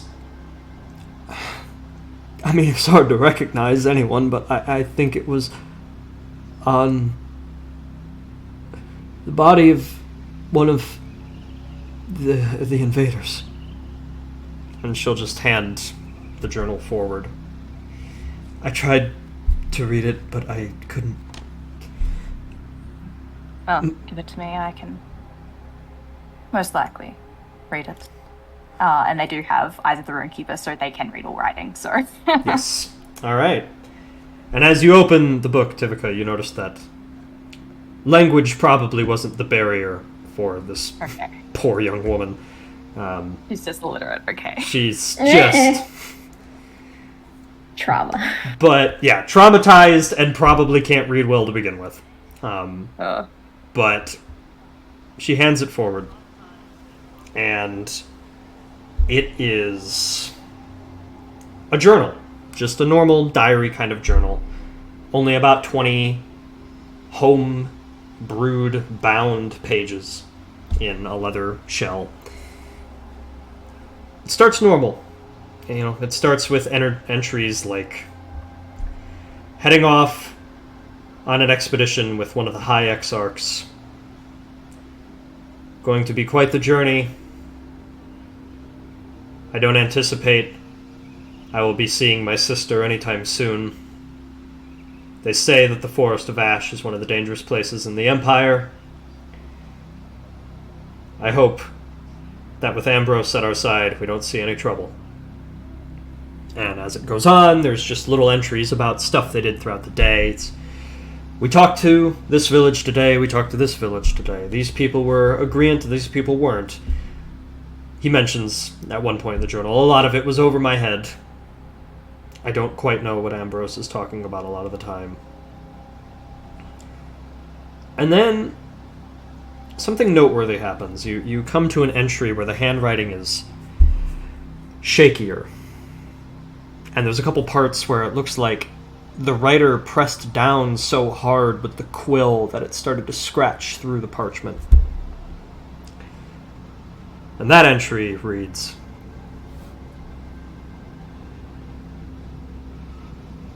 "Saw my first real purification today. Saw who Ambrose really was. I thought I would be disgusted, but I realized as I watched him that it all started to make sense. This war, these villages. He is Machavia." And that's all that entry reads. And every entry after it, the remaining half of the journal, this person isn't right anymore. It's hard to fill in all the blanks. You don't know exactly what they saw. You can imagine it was traumatic. You can imagine that it was probably a messy conflict where the lines between right and wrong, righteous and villainous, got blurred. But all throughout, he's praising High Exarch Ambrose. All the way. Never doubting him. And the more that the journal goes on and on, the more that the writer seems to be talking about Ambrose as if he himself were some sort of deity. And the final entry is just dozens of drawings of torches that overlap one another. And it says over and over again in swirling dark ink,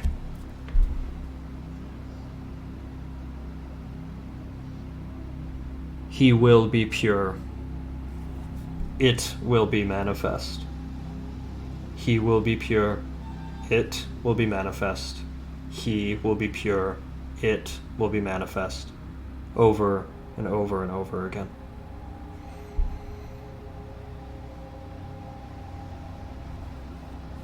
That's it.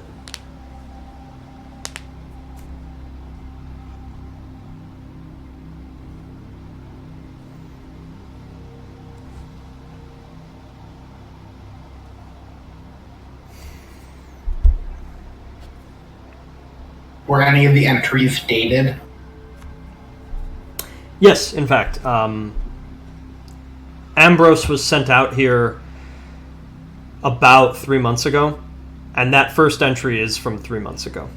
And then it was only around 1 month ago when it seemed like the writer of this journal started losing it.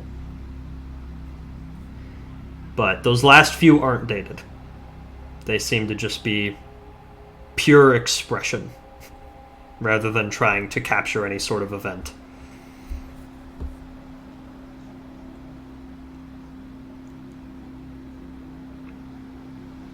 Where did you say you found this? It was, jacket of one of the fallen. One of the ones that invaded. He was, younger,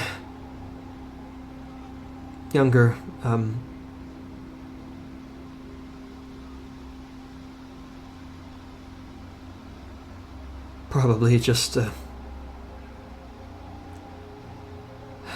a newly risen.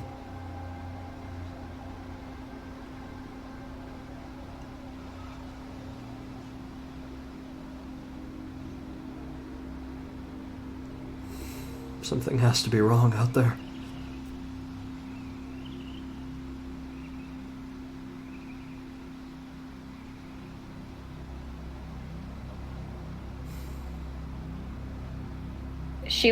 Eris will kind of look to the other two. We can't let her come with us. It would be completely unfair to keep dragging her down into all this. Agreed. He's been through too much as it is.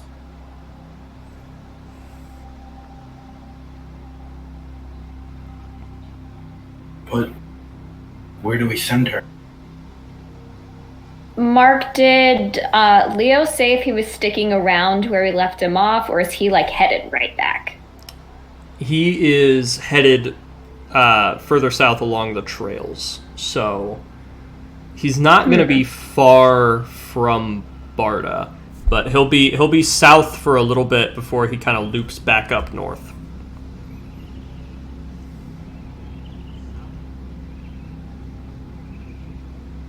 We could try and have her meet up with Leo. Maybe they will meet when he's turned around coming his way back up.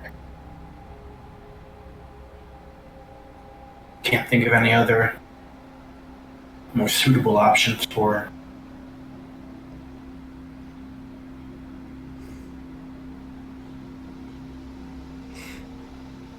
So, you're all going further south.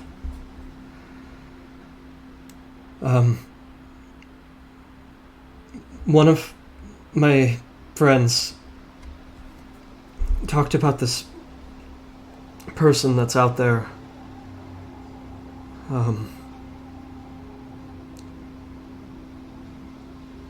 Lady Melina.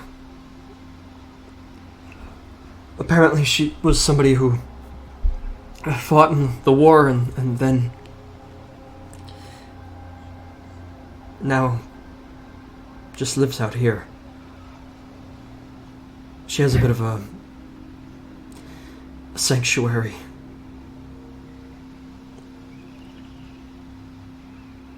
Maybe she'd know something.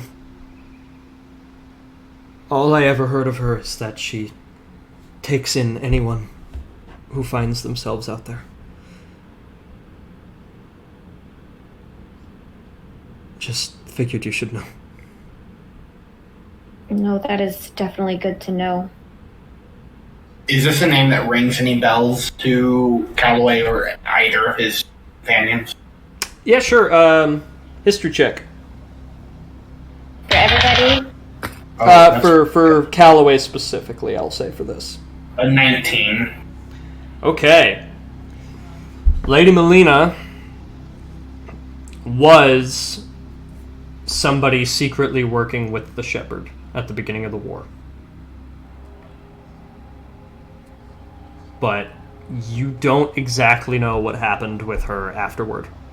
That's all you really know, is that that name is definitely oh yeah, she was kind of a big deal. A cleric of Palor, in fact, that was working with the Shepherd at the beginning.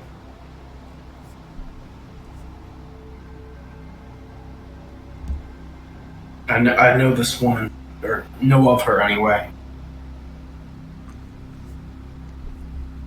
Is it worth it to try and find her then? Pay her a visit? She should have a shit ton more information on all this than we do. She was pretty close with some important people.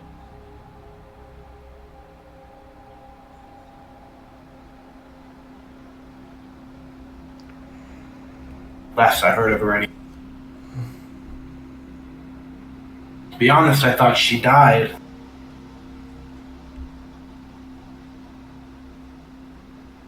Well, it's good that you know of her and that she's still alive. Turning to the girl who did we get her name or Yeah, not? it's New Iuna. Yeah, New Peer Iuna.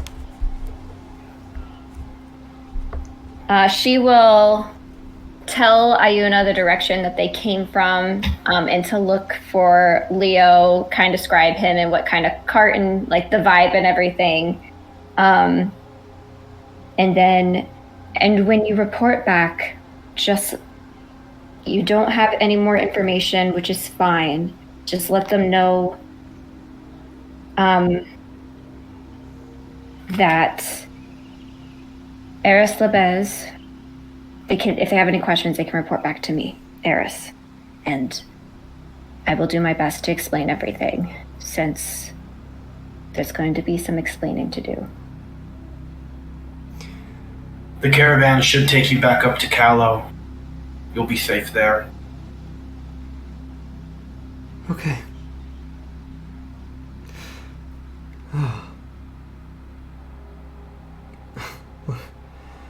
Well,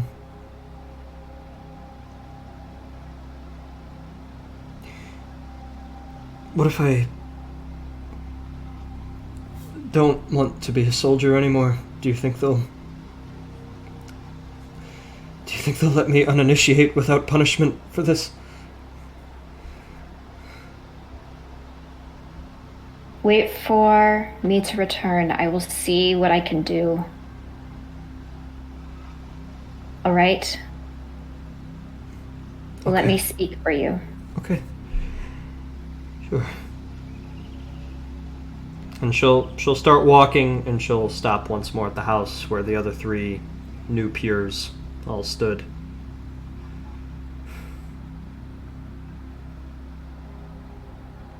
I'm sorry.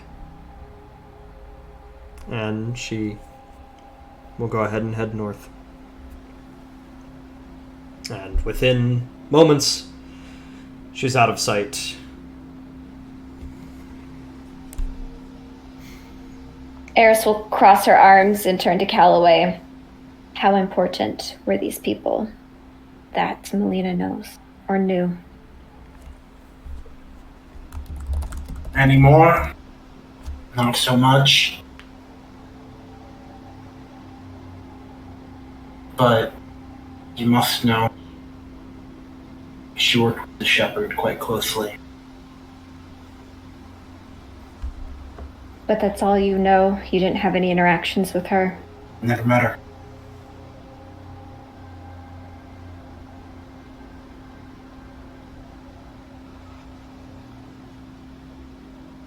Well, I guess that could go 2 ways. It could be someone like you or some crazy coot who's holding on to what the shepherd wanted to do.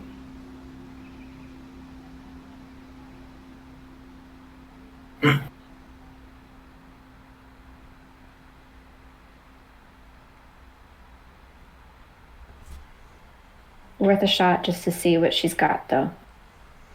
Unless there's any objections. She'll know far more than any of us. Sure of it.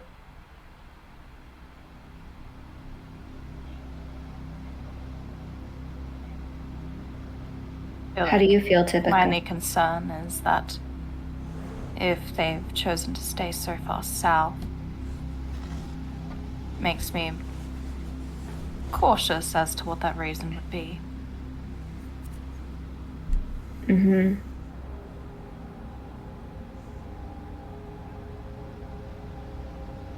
Well, she was a cleric, as far as I knew.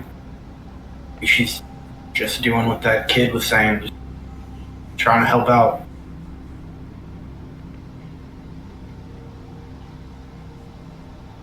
Yes, but if she brings those people in, where do those people end up? Just a little curious about that.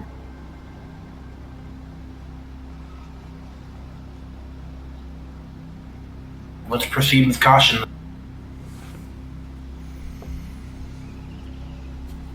Okay. Every step we take, it just seems like things get more and more confusing, though. Right.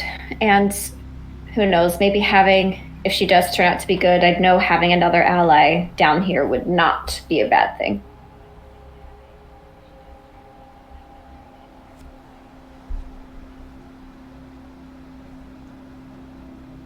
Did she say what, like, rough direction to look for Melina in? Just, like, as we go south? Is that what she was saying?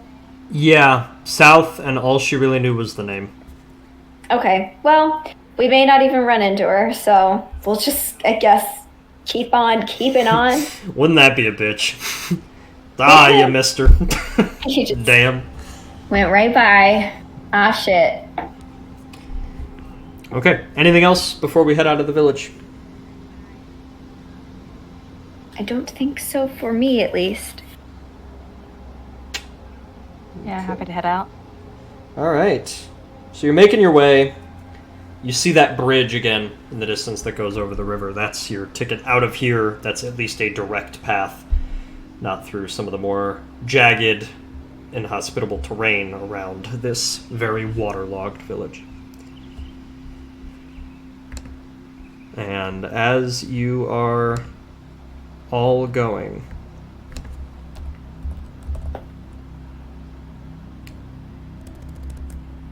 there is just a strange feeling of maybe it's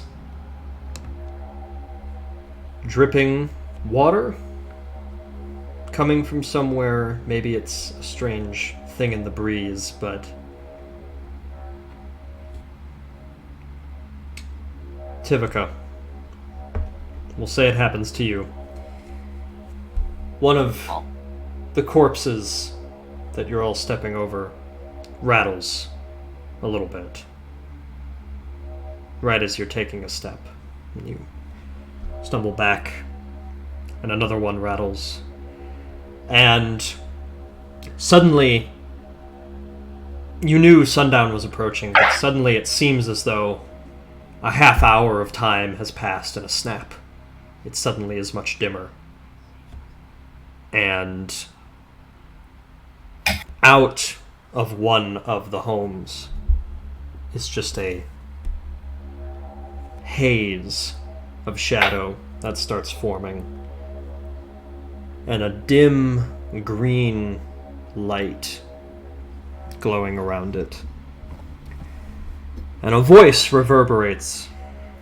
It seems to come from that cabin, but it also seems to be in the air amongst all of you.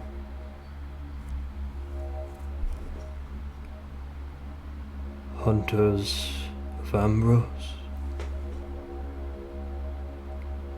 Machavians, come to get their due.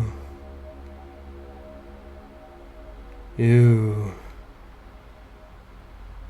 may be what I've been searching for. Oh, foolish politicians from the north.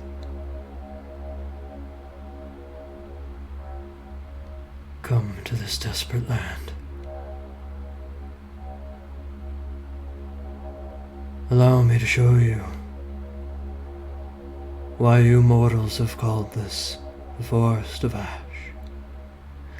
Let ye be tested, and if ye pass, let us talk again. And the voice starts to fade. The light starts to return slightly to normal. And all of you hear in the air just sort of a chittering sound.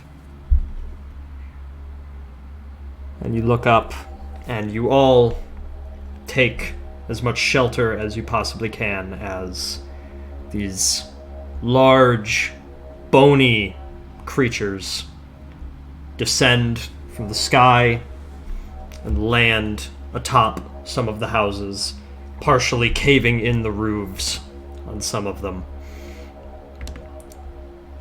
You see in front of you what none of you have ever seen before, but some of you know from your studies as theocratic warriors. These are 3 bone devils. These creatures are very powerful. Even one on its own would be quite the foe for the three of you. And here's three of them. Long, scorpion-like tail with a poison point at the end. Insect-like wings that come out of a skin-stretched, stark white bony figure. They look something like this. Oh. The three of them have not noticed you. They land. They start looking around the desecrated village. And they start communicating a bit with each other. But it's not in Infernal, necessarily. It seems to be their own code. Insect-like chittering. As they look around and unnaturally cock their joints and twist their necks.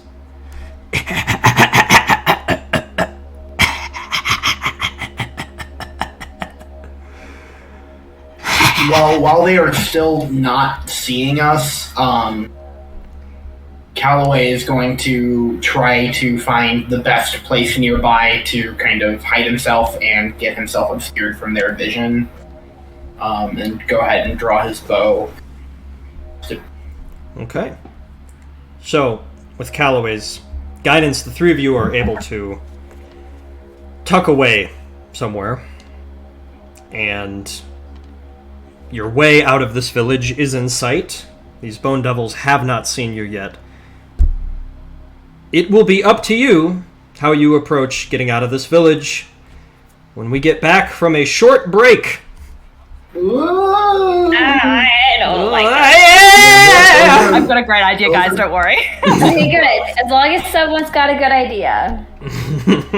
Or any idea. Well, I mean, if we're fighting it, I just need to at least try to get off one attack before they know we're here for my assassin bullshit to work. I think Mark Okay, said... wait, but this don't. is well beyond what we could. Yeah, I think that was Mark saying don't, and I've got a good way. I've got a way to let us not do that. Cool. Hey man, Break that. I'm not saying anything. You said each of you know that one of these would be a challenge for all three of you on one, and now there's three. I'd say that's the DM saying don't. Nah. You know, death of the author, if that's how you want to interpret my work. Anyway, thank you everybody for tuning in for this dour session 1 so far. Leo was the only bright spot, and even he had some dark shit to say. But looks like we're gonna just take a quick little break. We'll be back on stream at 8:15, or whatever the 15 is in the hour that you exist in right now. And yeah, that's it. Thanks everybody, see you in a bit. And since Joe's not here, somebody's gotta do it.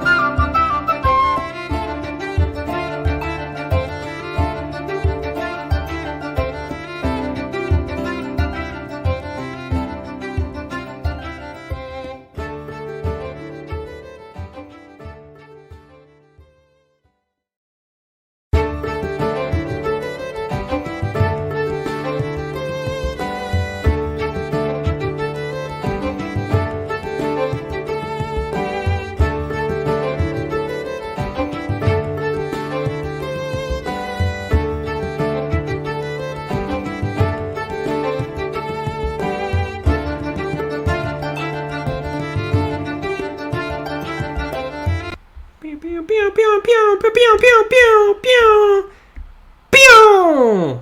Let's pretend I was doing that the whole time. All right. Gonna go ahead and switch to the Barda battle map, which is a great name in and of itself. Mm-hmm. Okay, and let me adjust my Streamlabs real quick so that is as lined up as possible. Bring that down a little. And there, and I will get rid of the Iuna token because you got her to safety like responsible adults. I wasn't sure if you'd do that.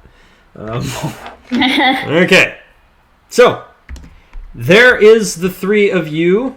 I'll unpause the game as well. As I said earlier, everybody has ownership of everybody's tokens, so you should be able to move them. So just go ahead and click on your token and move a little bit right now just to make sure that that's working. I do not see the map nor tokens. I will. On the screen. I need to activate the scene. Yeah. Okay. Should do that first. Okay. Damn, we look good. Click. I move around, okay? Nope, I have everybody. Oh god. Same. Unselect. This always happens. It's like all click thing. I don't even know. Okay, yeah, okay. Why is this not letting me move? Now I did my thing. I have moved. Okay. Sweet. Wait. Well, no, No. Tivika, no! Let me try to do the other way. Not. Oh. Oh, is this because I don't have a cat? Hold up. Let me see if I can self-fix. It was because you don't have any character selected. That's interesting. Sure. Carousel. Boop. Ah. I think I could do. Now it did the thing. No? Maybe? The other way? Oh no. Ah! Did you click on it after you unselected? Yeah, it's not letting me. That's really unfortunate. Let me go to the actors tab real quick. Just make Hold sure. on, let me see if I can move. I can move you. Yeah, because it says all players are an owner. Wait. Hold up. Then why Hold on. I think I fixed it. Is Gemma not a player? Can you do it now? Oh, hold up. Sorry. I was clicking too many times. I can do it. Okay. Nice. You know what happened Good now. is Move right. We. I apparently set it to all players are an owner, but Gemma was not a player. That was, Yeah, fuck me, I guess. yeah, I didn't even know I could do that, but I guess I did on accident. Okay. You should feel ashamed. I am all the time, actually. I'm in therapy for it. But okay, so we'll just get everybody back to their spots. Yep, that looks good. That little triangle there. Okay, so the sun is starting to set. But as all of you would know, these bone devils would have devil sight, so the darkness would impede you before it would ever impede them. Hell is not bright. So, yep. Because I also have devil's sight, so snap. Ha, snap! Oh! Dark vision. All right. Okay. Forget what I said, I guess. Everybody can see in the dark. The light is for losers who aren't vampires, I guess. We vamp only in this squad. Right. Okay, so yep, I think I got it pulled up. We're not gonna roll initiative right away, but I will just go ahead and get this tune pulled up for this tense music. So as I said, they don't know you're here yet. And where we left off, you had been given your mission, spoken, yeah, you'd spoken to some soldiers on the way there, and you talked to a new pure. When you got here, you realized the gravity of everything going on, even though the pieces are all still quite scattered. It seems that people who came here with Ambrose and were following his orders are the ones who raided and burned and purified this village. This is, of course, not a proper purification. This is a horrible act. Unless there is very good proof that Ambrose can provide of sins that were being committed in this area, this is nothing but a war crime. But you got a little bit of information on that. You got information on a symbol and an expression that got carved into a building, or displayed into a building, rather. You learned about a possible ally, Lady Melina, who is somewhere to the south, who will likely have more information on this whole situation. And you had a mysterious, powerful, dark entity reach out to all of you, say a few words, and then these 3 bone devils showed up looking for you. So, now, with all of that scattered information, the only thing that matters at the moment is getting out of this village. And getting out of this village means getting to the top left corner. You're going to need to cross the bridge. That is how this encounter is won. Whether or not you engage with the Bone Devils is up to you. Unless they find you, then it's up to them, I guess. And then, as far as if one of them finds you and you get across the bridge, it's not like you're just going to checkpoint. Like, they will continue to pursue you if you get there. But we will sort that out when that happens, if it happens. So, for now, no need for initiative. These 3 bone devils are just searching around, letting out horrid, chittering noises. And all of you are free to make the first move. Okay, so first of all, I feel bad. But second of all, so we need to cross this bridge, yes, but beyond it, I imagine there's more of that forest. And how far away is that tree line? Probably, I mean, the actual tree line beyond the bridge is probably only like 20 feet off of the map. Okay. Yeah. So AKA within 500 feet? Yeah. Are you gonna dimension door? Hold on. There's more to this. Okay, so that being the case, and again, I feel bad, Tivakar will reach to the earring that he has and kind of slides it off, and you could see that there's like a pin that's essentially securing it in place to like the actual earring part of it.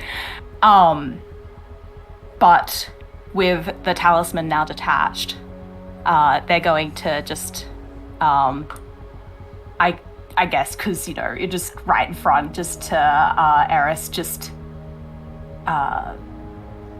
wordlessly kind of like give a nod to you, and then we'll just gently pin the talisman to your person. And in a whispered tone, not knowing how close or like how quickly these things will pick them up, just say, "Now, I ask that you trust me in this. And after a moment, I'm going to ask that you touch the talisman, focus in on it, and it should be able to bring you to me. But for you, Cam the cat, need you to trust me in a different way. To allow me to teleport you away. Should hopefully get us away from these things that I don't think we should entirely be dealing with right now." It'll get me the fuck away from these things. Please, Eris, a moment. And then we'll, touching onto your shoulder, will just,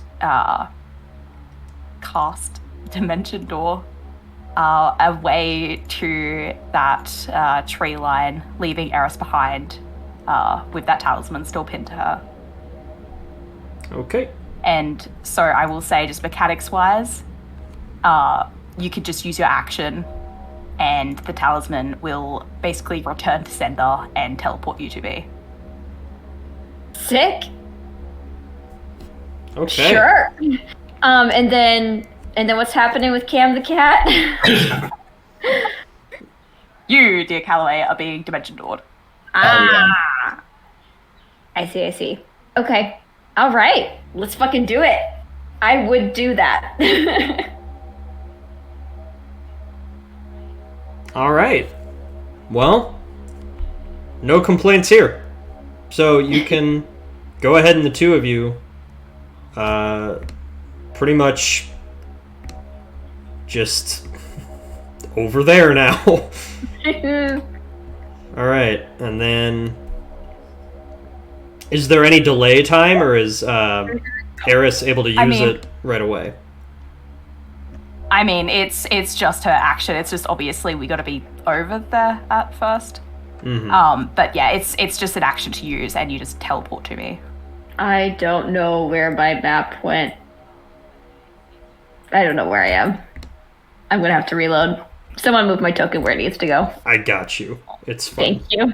I don't know what the fuck happened. That was sick. All right. Well, pretty good, y'all. So, gonna make some searches here. Calloway's mouth is just kind of hanging open for a second while they're over there, and he'll just kind of eventually get the words out.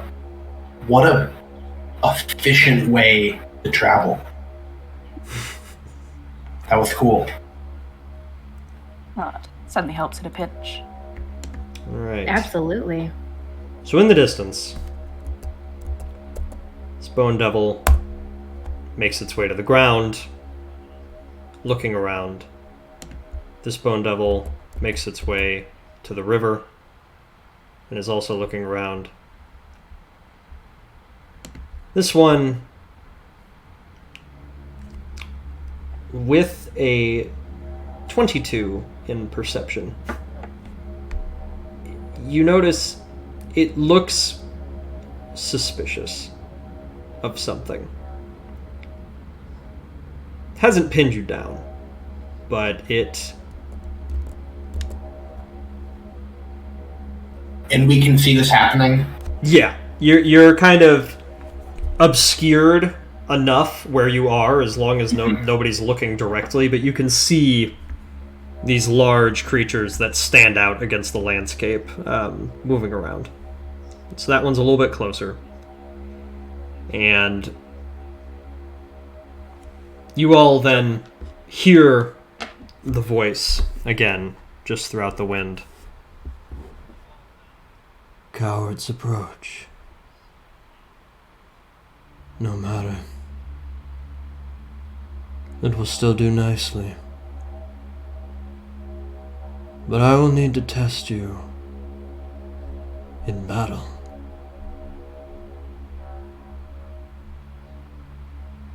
And you'll see two of them just vanish. They just into little tufts of smoke and are gone.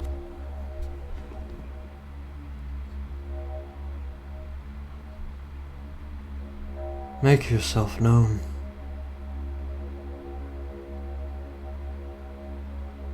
And then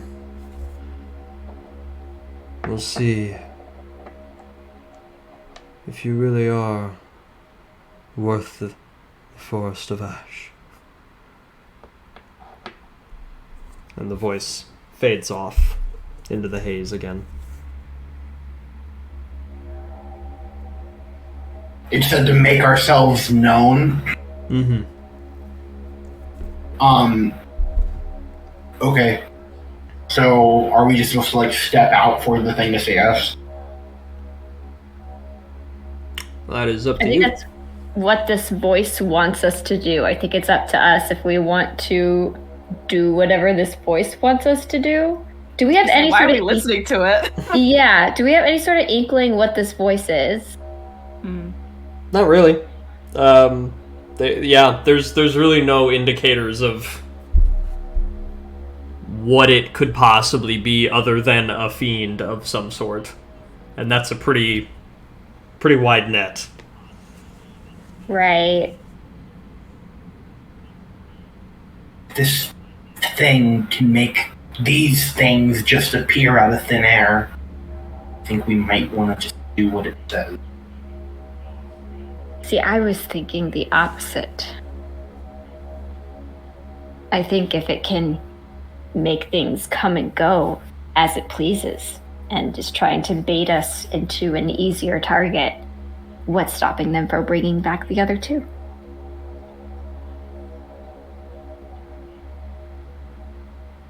Fair I enough. think also whatever it is, it's not something we should have dealings with to begin with. We're not here for them, after all.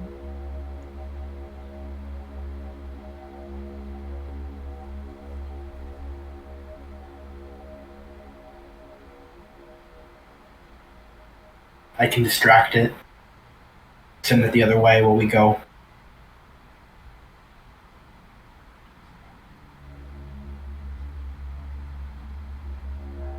How would you distract it?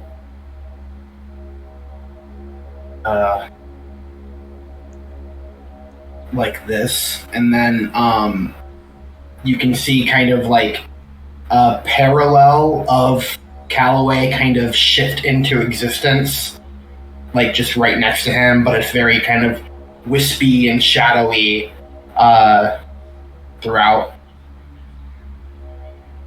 Can make it appear over there.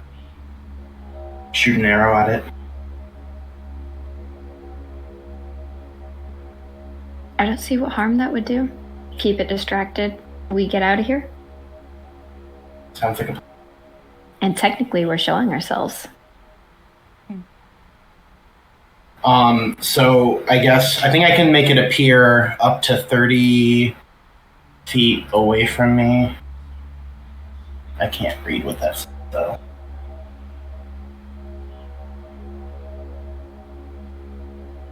So That's like 30 feet. from over here-ish, I'm just gonna have it, the shadow kind of shifts back into Calloway and then kind of just poofs into existence near that over there. And I will say, as soon as the arrow flies, we go.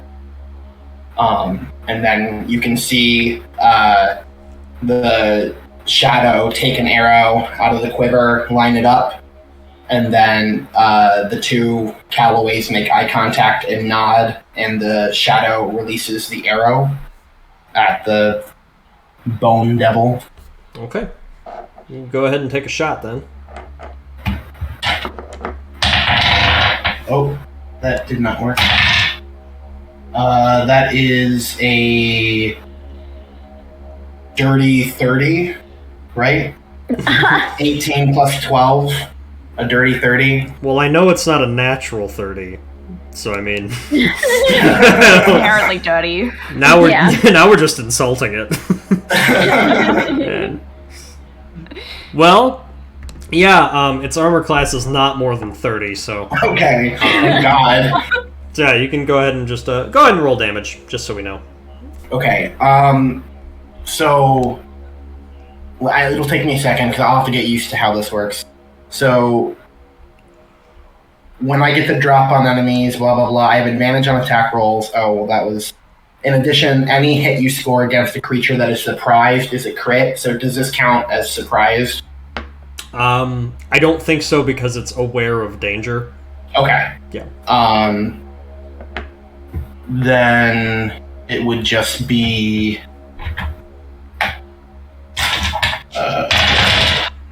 So 6 plus 4 is 10, plus 4 is 15, plus 3 is 17, plus 6 is 23, plus 6 is 29 points of damage, okay. I think. So that is certainly enough to get its attention. The arrow flies up within seconds of the shadow appearing, lodges in to the chest of the Bone Devil, you see it kind of just tear through the ultra-thin layer of skin that is over the many rib-caged form, and it just kind of breaks open like rubber as the arrow flies through and rattles all of the bones on the inside. The creature lets out a horrid shriek, and it will immediately fly down, and it is going to start attacking the shadow. I know the shadow has a certain amount of hit points. It has 1 hit point, I believe. And I think its AC is the same as mine, but let me make sure that's true. Your Echo has an AC of 14 plus your proficiency bonus, so that's 18 AC. Okay. 1 hit point. So that was a 15. That was a 17. And that was an 18. Okay, so basically you see the thing land down, clawing at the ground, burrowing its long tendrilled nails into the dirt and pulling up groundwater as it yanks them out. And eventually the stinger is what manages to wrap behind your Echo, surprising him and stabbing him on the leg. You can sort of feel through the wind how powerful of an attack that would have been. But the Echo obviously vanishes into thin air. And those 6 seconds will buy all 3 of you enough time to just keep moving, if that is what you want to do. Let's do it. Yee. Okay. So the 3 of you, leaving the bounds of the area. And I will just go ahead and activate Barda again, since we don't need the map. You can just see what is out there in the distance behind you as you are headed forward. And as you are going, the night gets a little bit darker. And then again, like last time, it seems to get darker faster than seems natural. And those green streaks of dim light are forming in places. And eventually things get so oppressively dark that it seems to be magical darkness. It's hard for even the 3 of you to see anything. And as you are all making your way through the thicker parts of the woods, eventually one of the only things you are able to see is the entrance to a narrow cavern. You don't know, even if you're quite in the woods anymore, the disorientation of getting away from the devils in the dark was confusing enough. But something about the air is different. The wind, the smell of the bodies is gone, but it has been replaced by something just as foul. A mix of charred metal, burning sulfur, blood, and salt. And all that you can see around you at all anymore is this narrow cavern.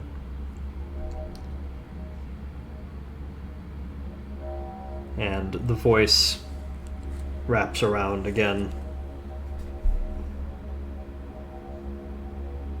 Perhaps direct communication is what you desire.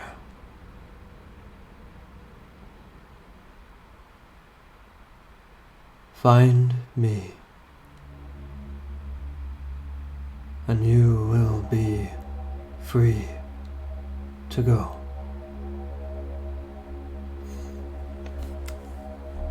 And as it stands, perhaps your only options are to approach the cavern or not.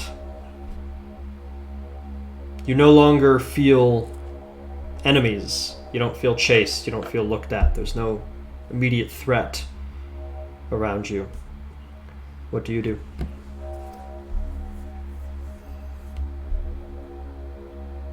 Was the voice like insinuating that they were in the cave?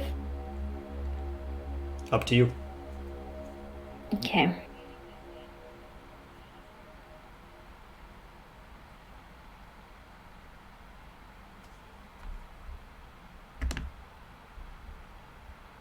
Well, I think, given its persistence, perhaps we may as well deal with it, right?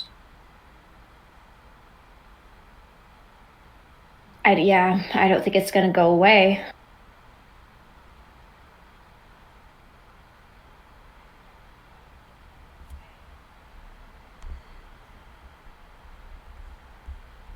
And so I suppose into the little cabin. Okay.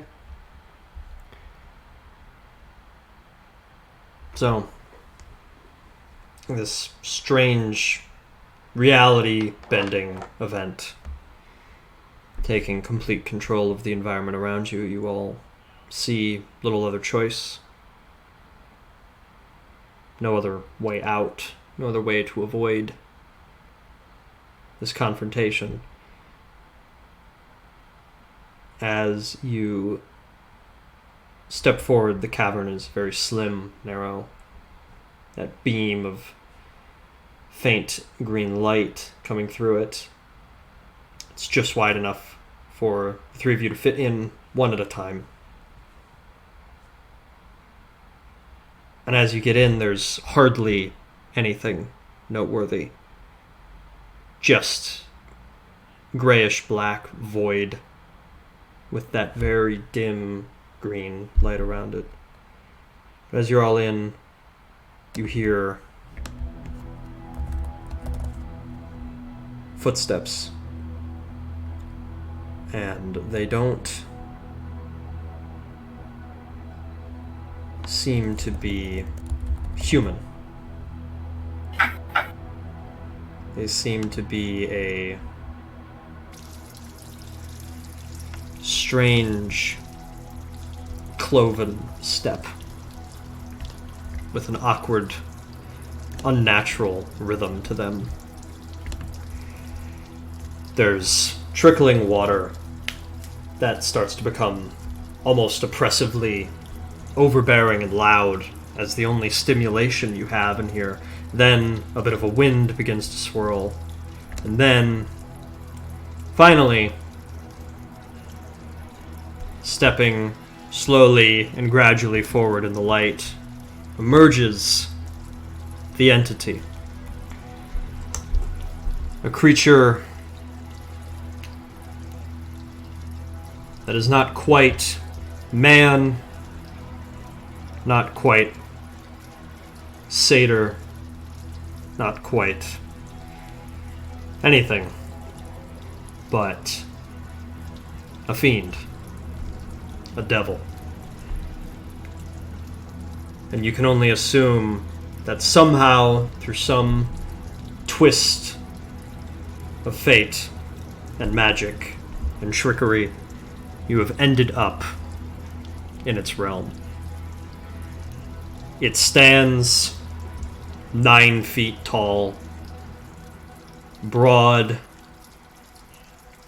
and strong and devastating. But in the shadows, for the moment, he does not seem fearsome. He seems to be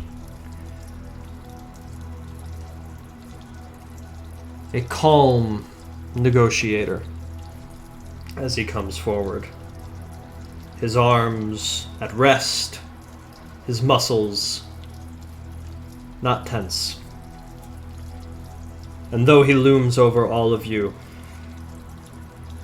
what strikes you as the most odd is the way that he seems to look at all of you as equals. Not prey, not a nuisance. Not something he's going to make a contract with. Just equals. I will share with all of you now the image of Baal.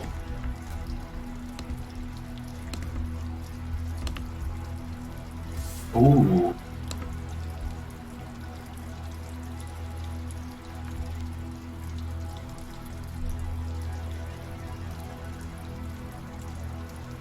You step forward.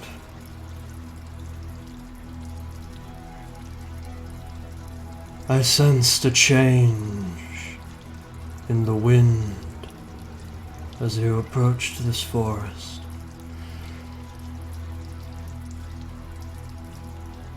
I knew that the final piece of the reckoning might be coming.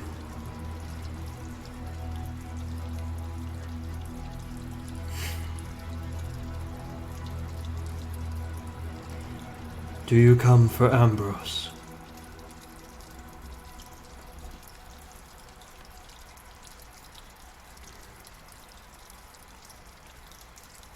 We do. So do I.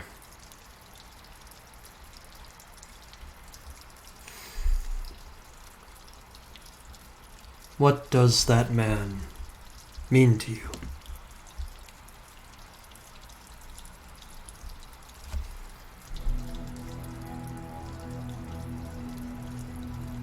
He's a task, basically. He's causing issues. We need to take care of it. But what does he mean to you? Opportunity.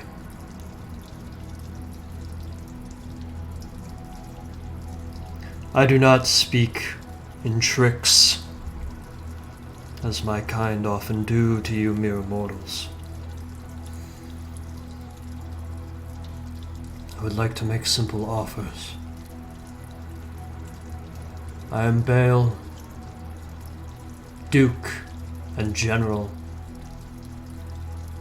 of the third layer of Hell.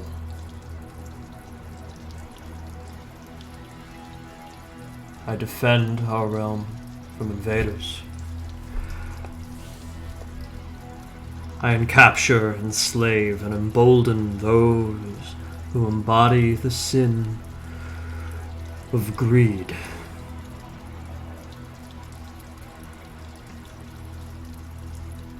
But I am not a speaker. I am a general. Ambrose, as I've learned he's called,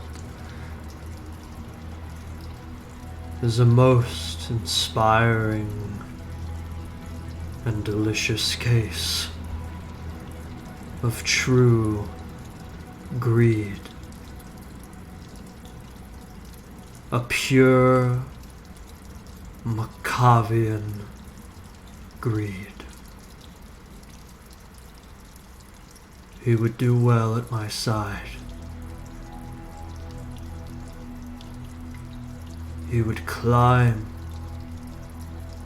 to the tops of hell for me, inspiring and negotiating just as he has here in your little realm.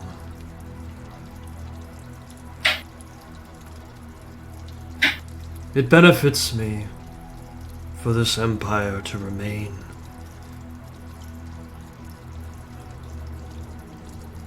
But I will take that man.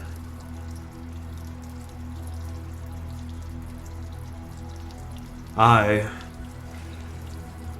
am like the war hammer, but you can be as the medic's knife.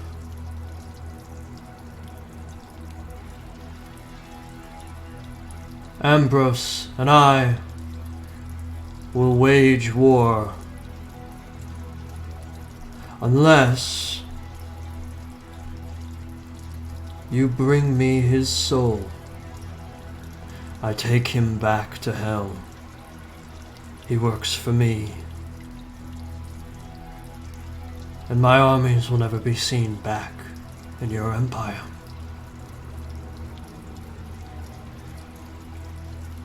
That is the offer.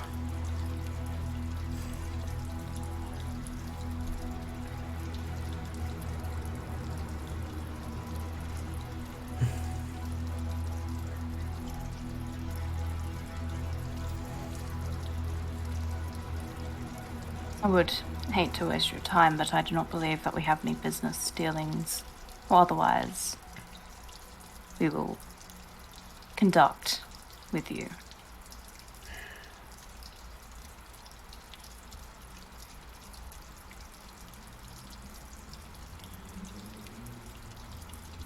I thought the same of mortals once.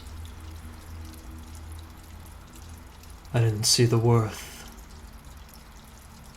I thought them sick, weak, predictable, only worth a trick. My mind has changed. This place has clearly changed that Exarch. Perhaps it will change you. You do not need to agree or disagree now. But the further south you go, the closer watch I keep on you.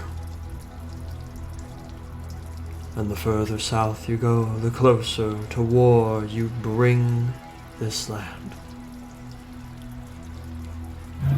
I will have him. He will be defeated. Whether only he dies or thousands die with him is your choice.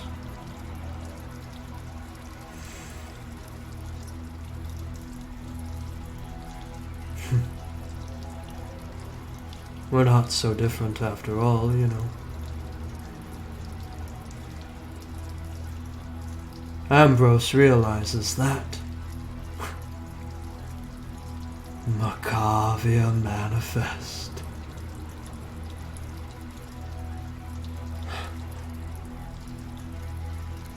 Take what is yours. Purify, burn, and rebuild.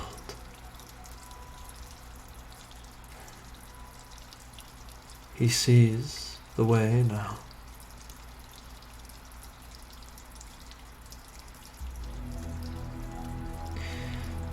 I pray to the twisted gods below you that you do too.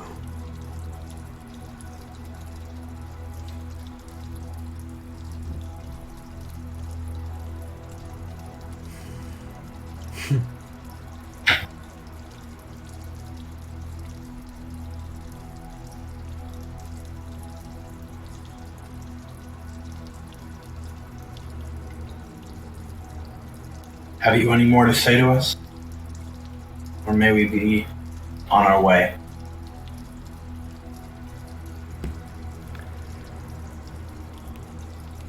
Now that you've heard my word, my communication will be left along the trail for you. Should you wish to speak again, I will always be available. You never need to agree or disagree. If you wish only to exchange information about our mutual hunt, I will gladly participate. Piece by piece, we can put together what we need to get our kill.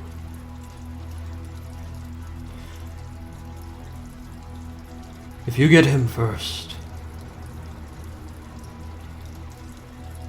I will get you second.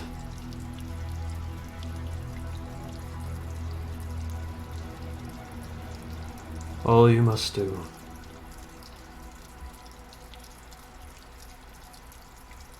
And he extends his palm, clawed and hairy, lower and lower in front of the three of you. Is touch the palm of my hand, and you will appear back in your realm.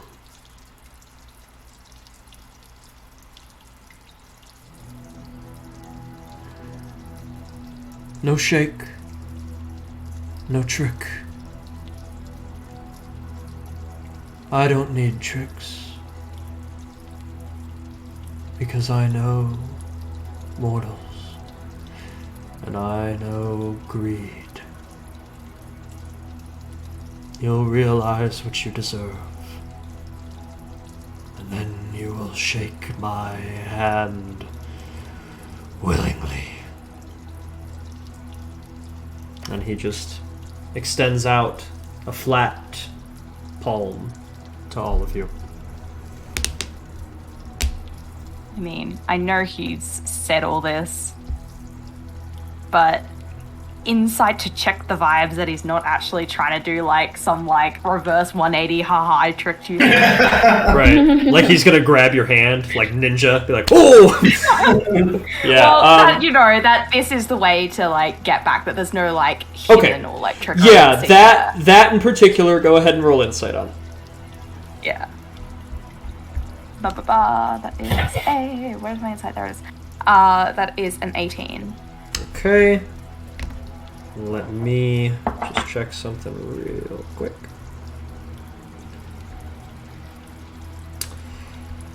Okay. With no other information around you, other than the dim green glow and the trickling water, you believe him. There's truly nothing else around you. It seems not so much that you're in hell, but you're in just a pocket somewhere that Bale has made his own. As far as you can tell, he's been honest with you this whole time, and he's been honest about this. And you feel as comfortable as you can, given the circumstances.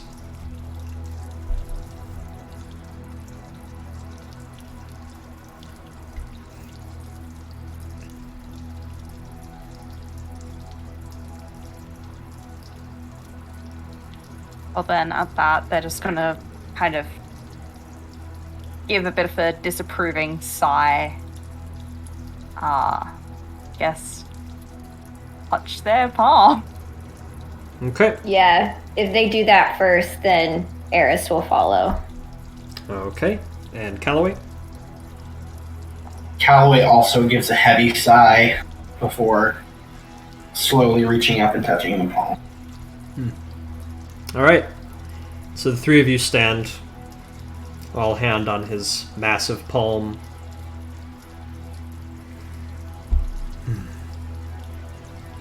May we speak again? And he doesn't clutch, he doesn't move, he simply lets out a breath. Just a deep, out through the nose breath that steams the room with its warmth.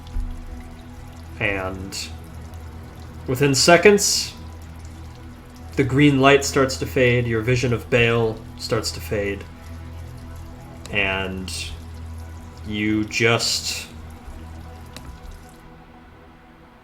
emerge. And you're back outside Barda. Bone Devils are nowhere in sight. And it's just a few minutes from sundown.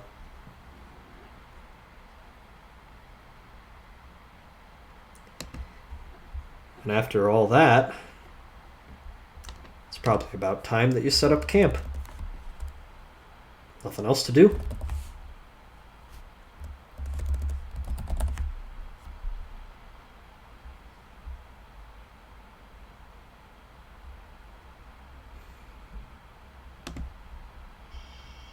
Well, it is interesting learning that Ambrose has done no particular dealings with a devil yet, but it does confirm that Ambrose has been up to something now, even outside of that, to his own free will.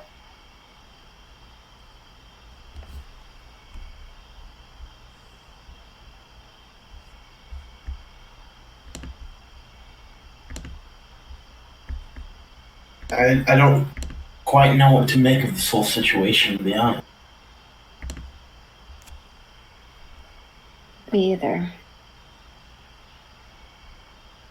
I think if anything, it's just proof that this area is perhaps further gone than maybe initially believed.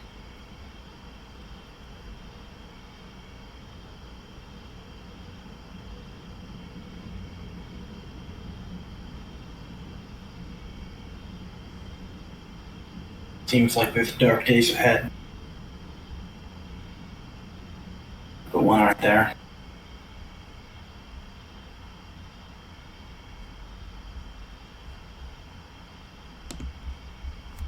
I guess we should camp. Here's as good a place as any, I suppose.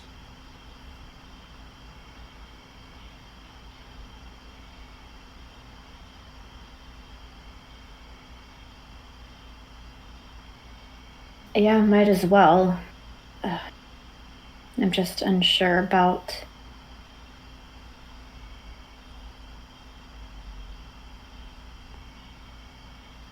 I'm just unsure about a lot.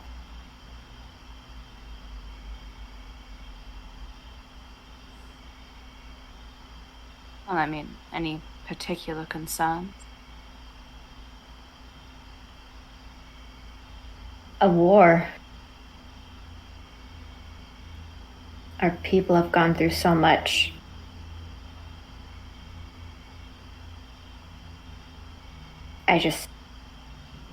Machavia has gone through so much.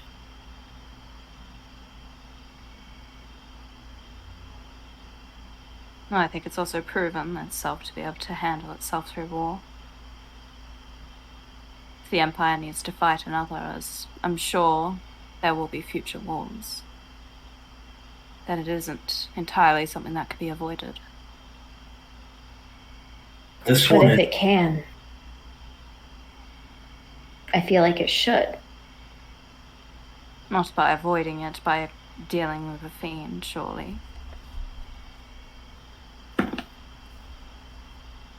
Would rather lose the nation in another way.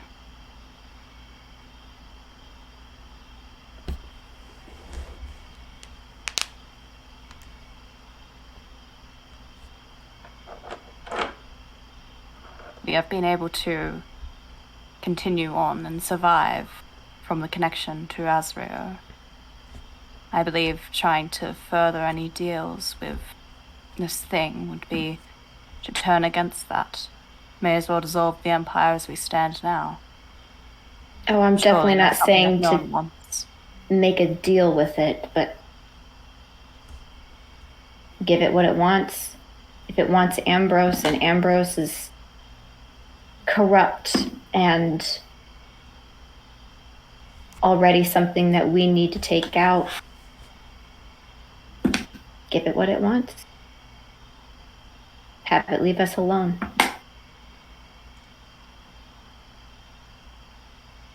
But it could also keep asking, is the other thing.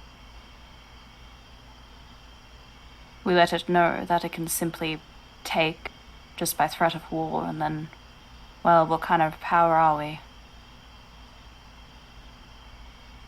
Right? And that's why I don't feel like I've come to any sort of conclusion that I think is the right answer necessarily. I just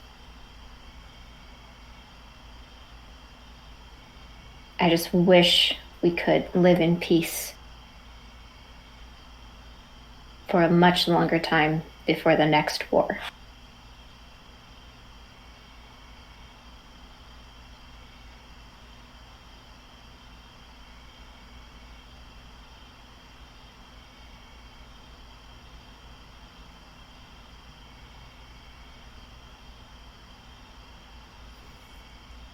But everything's too soon right now. We still don't know a lot. I don't want to make any decisions right now. I just think there's a lot to think about.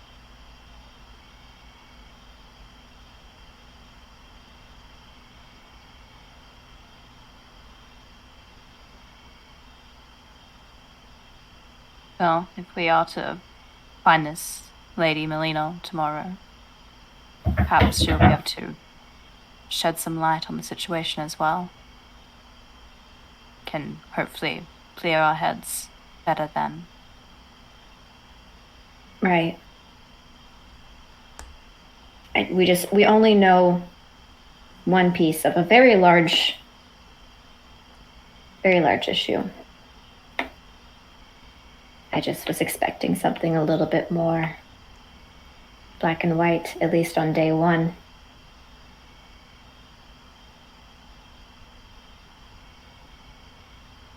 Strangely, though, seeing that big fucker makes me a little bit less worried if I'm Melina.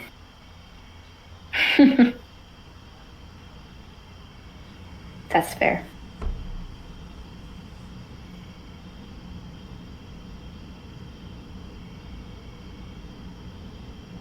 People of Machavia deserve better than all of this. They really do. I'm sick of putting people in wars that they didn't want to fight.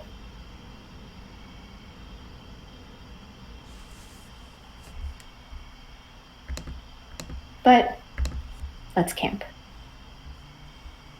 Right.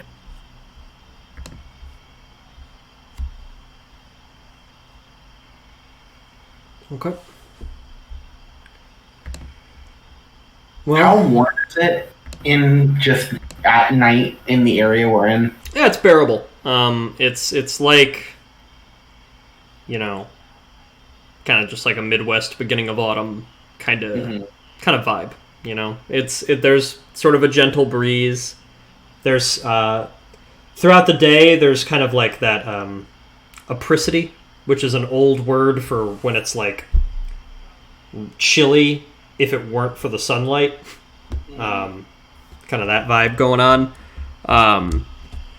At night, I mean, as long as, you all were supplied with traveling blankets and everything, so as long as you're able to kind of find a nook and wrap up, there's almost no concern of the elements. I mean, can also make a little bonfire to keep us warm as well. Yeah. Yeah, I just wasn't. Yeah, that's why I was asking, that if it was warm enough to not have a fire, but if we need one, we need one. It is warm enough. I feel like Tivika would. Yeah. I think Tivika would probably just instinctually be like, "Oh yes, camp time, okay," and then just with a little create bonfire, just make themselves a little camp. I also have produced flame. Oh my god! Let's just create bonfire. So I think it's like Yeah. it's a bit more One really substantial big fire. bonfire. Yeah. Hashtag ready to purify. Yeah. Oh yeah! And then I feel like right when you're casting the spell, the rogue of the party just says, maybe we shouldn't have a fight. And then it's there. What? You afraid he's gonna find us with a fire? A lot of things live out here. Oh, And a fire is going to attract a lot more of them than darkness. I'm not afraid of a bear if we're facing devils.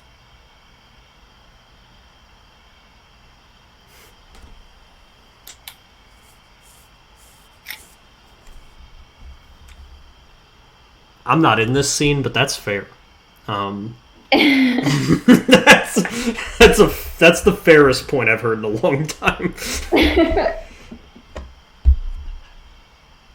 But no, I mean, if he's really gonna put up that much of fight, can just No, bonfire persists. Okay, bonfire persists. Man, our first party debate.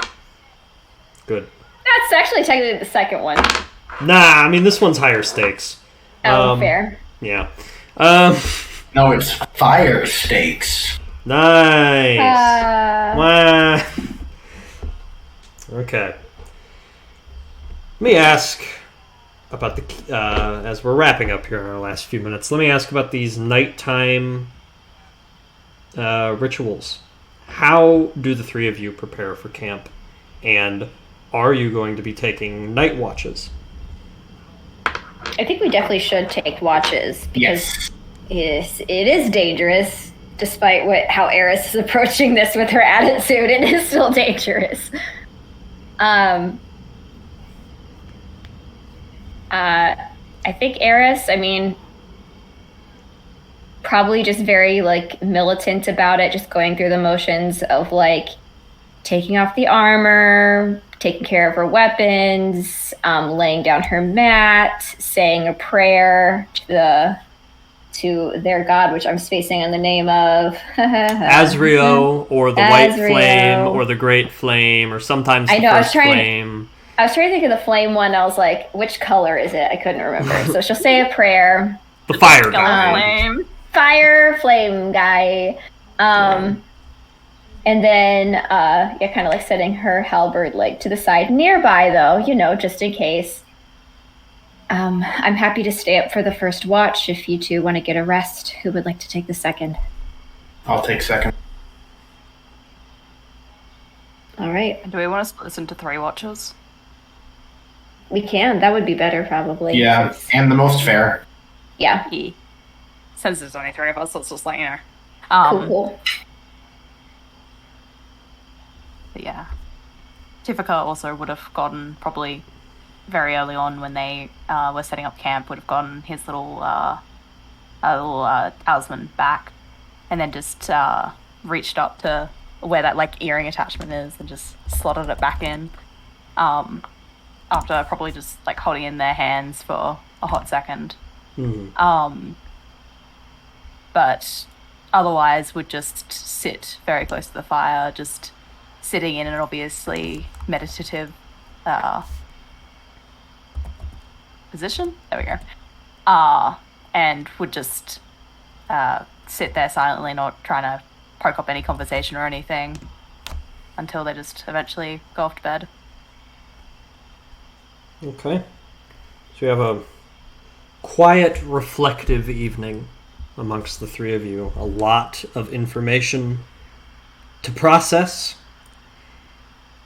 A lot of strange events concerning sites. And you can only hope that the second day is at least not as repulsive as this day in Barda has been.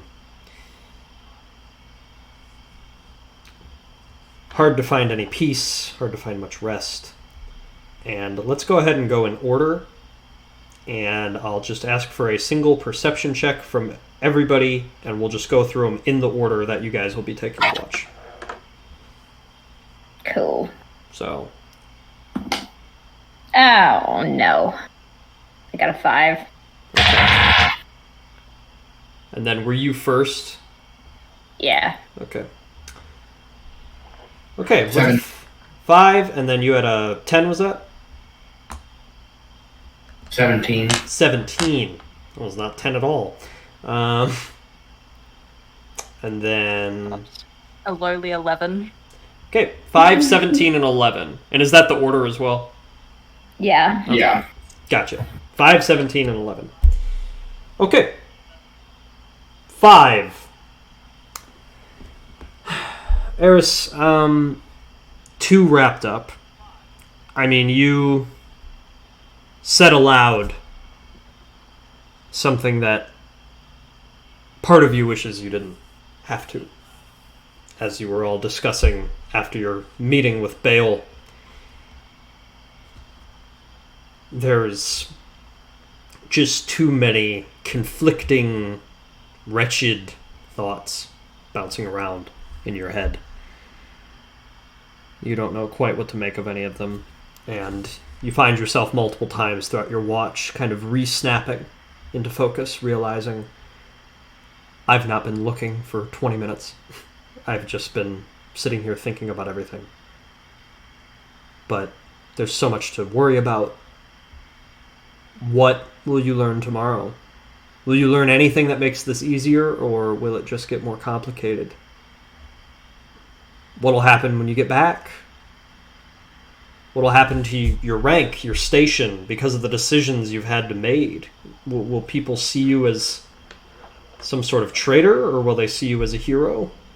Will they see you as those things for the right reasons, the wrong reasons? And you think, what if I don't make it back?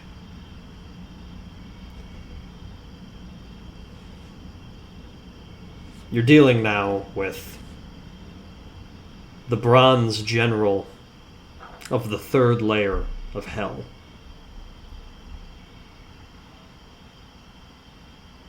The three of you together, if it came to a direct conflict, there's almost no question. You'd be crushed in under a minute.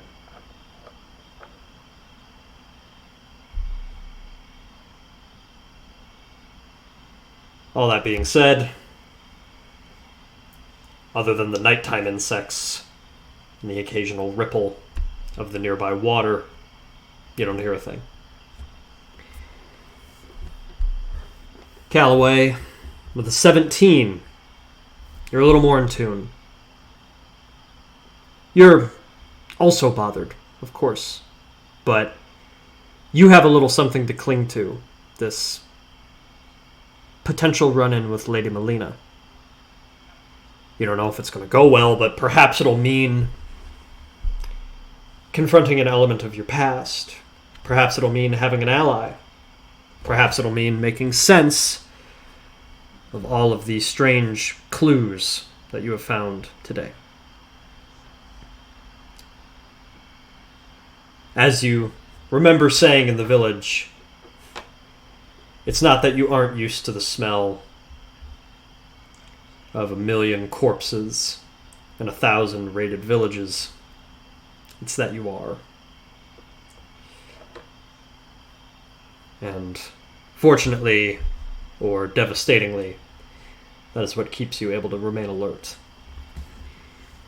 As you're listening around, you do hear one particular thing of note, about halfway through your watch. But it is up to you whether or not you engage with it at all. It is off into the distance, down the stream that runs through Barda. Not quite at the village, but sort of on the outskirts of it. You see a figure. Somebody is walking toward the water. They are walking with a little bit of fatigue in their step, slowly making their way through the darkness. They seem to be wrapped in very simple clothing. Hard to make out any features in the distance other than they are some sort of human or elf. And can I get closer? I like taking just a look at my companion sleeping and just in the vicinity just to make sure everything's safe. I'm going to try to get a little bit closer, as like sneaking and quietly as I can, just to get a closer look at what's going on. Yeah, make a stealth check with advantage, since this person is completely unaware of you and not focused in your direction. That's a dirty 20. Okay. So now that we can call dirty. So, you get close enough to make out features, and it is a elf man, sort of bent over. Wood elf. Tan, almost tree bark-like skin. And he just bends over, and he pulls a little cup out of his wraps and dips it into the water. And you see him go to just take a sip, and then he kind of and you see him look into the cup and look out toward the village, and he freezes for a moment and then slowly pours the liquid out of his cup and flicks it dry as much as he can and tucks it back in his pocket. He stands up. He takes a couple of steps toward Barda, but doesn't dare get any closer. And again, he's kind of frozen. Till eventually he turns back, and he starts heading back towards wherever he came from, only this time more briskly. And as your eyes follow him, he seems to be heading farther south. Okay, and it didn't seem like he noticed me at all? Nope, not at all. Okay. Okay, so he will clock all of that and then just quietly make his way back to the camp area. Okay, perfect. Okay, and finally that brings us to Tivika, who had an 11. Yes. Yes. So, with an 11, you're not as mentally anguished as Eris, and you're also not as mentally lavished as Calloway.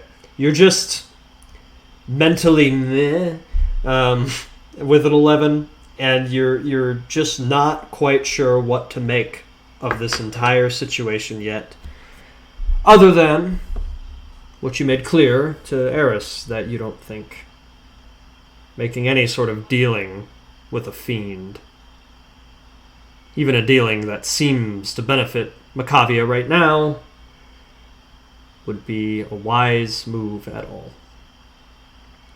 That thought seems to give you some clarity. Having that morality to cling to makes this whole situation just a little bit simpler. No matter what, Bale is probably not looking out for your best interest. As far as things you notice, not much of note. You mostly just notice slight changes in the life of the area.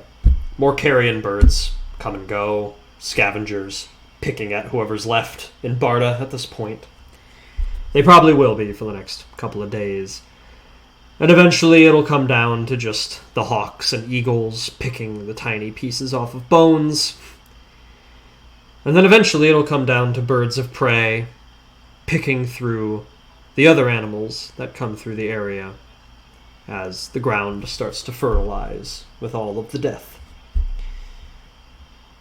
For now, just buzzards, vultures, crows. Farther off to the south, there are stranger sounds. Larger creatures of some sort. Almost buzzing, flittering noises that come by every once in a while. The kind of thing that you can't quite tell if it's an insect or a bird. And you never quite get a good glance. And you do at one point notice a particular wild creature that is more prominent than the others. It's moving interestingly quietly, but as the gentle thumps of its feet against the grass become more clear, you turn to the side, and standing not but 50 feet away from the camp, seemingly docile and uninterested in the three of you, is an owl bear. It's just chilling in the middle of the night. Seems to be looking for a place to sleep, if anything. And unless you want to engage with the owl bear in any way, it will just sort of walk around, get fairly close to the three of you at one point, but never really look your way, and eventually walk off. Yeah, they would just let it be. Just keeping obviously a good eye on it, just in case it does, start to show interest. Mm-hmm. But we'll just let it be. Yeah. And you notice it. The person it gets closest to is Eris, ironically. But never is it looking in any direction towards the three of you. It's just out here wandering.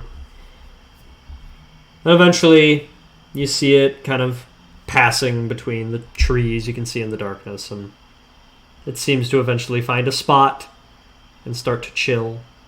And then it seems to start pricking its beak against some sort of food that it found. And it's just chilling. And that's all that you really experience. Just a peaceful moment, if anything. Something that reminds you that even though the woods down here might be teeming with many factions of people and many kinds of wild animals, some of them are just strange, and that's it. Not hostile, not nasty. Not everything is going to be a bone devil in a raided village. And with that all said, that would conclude the night. And you all can wake up in the morning. So now, the main question I have, as all of you are getting up.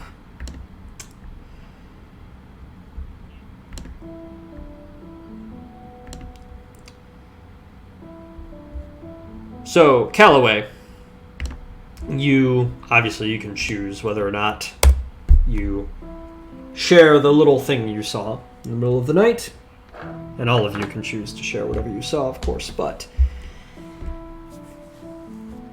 the only clear direction you would have to follow is to try to retrace his steps.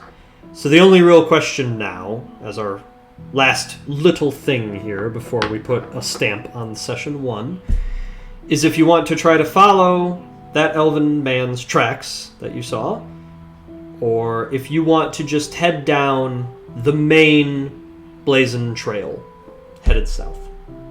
You may all now discuss amongst yourselves.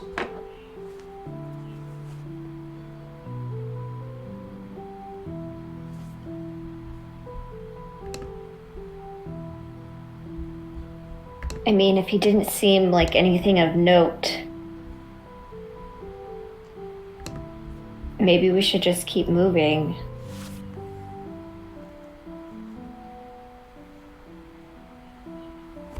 Mark, when he left last night, did he look like he left? You said he was moving more briskly. Is that because he was like frightened of what he saw in Barda?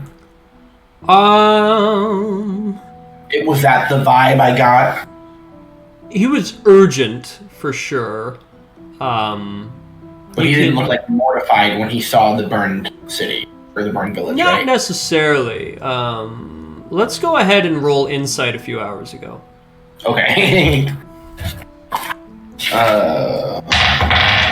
That is a 26. Oh, wow, okay. So, yeah, you know what happened with his mom 12 years ago. And on top of that, yeah, he looked like, to sum it up in a sentence, his vibe was, I gotta tell somebody. Mm-hmm. More than anything else. More than fear or curiosity or anything. He just seemed to piece together something terrible must have happened down there, and I gotta tell somebody. Only thing... Oh, sorry, go ahead. Yeah, I'm basically done. I was gonna say that's really all you could glean from his moment. I don't know. Yes, he was not of interest. He didn't look like he had any stature or any allegiance anywhere, but it's just odd to see a normal-looking fellow like that turn around, see what is around him, and I don't know, it was like he had somewhere to get. He had to go tell somebody. I don't know. Mm-hmm. He's definitely going somewhere, but Do you feel like there is a chance that whoever this somebody that they are going to report to is probably somebody that perhaps could give us some assistance too? Or if not, would be a good person to be aware of? At the I very imagine least, if it came to a surprise, they're certainly not allied with the people that did this. yeah, at the very least, I feel like we should at least know who's in the surrounding area.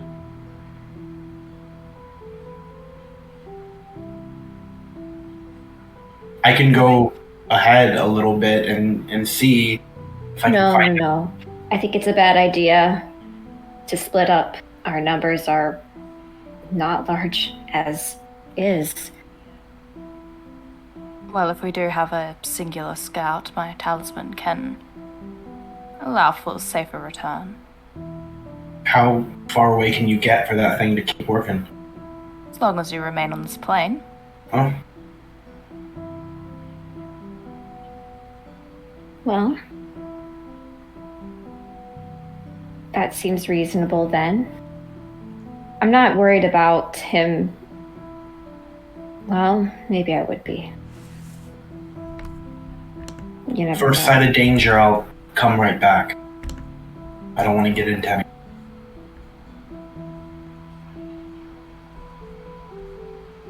All right.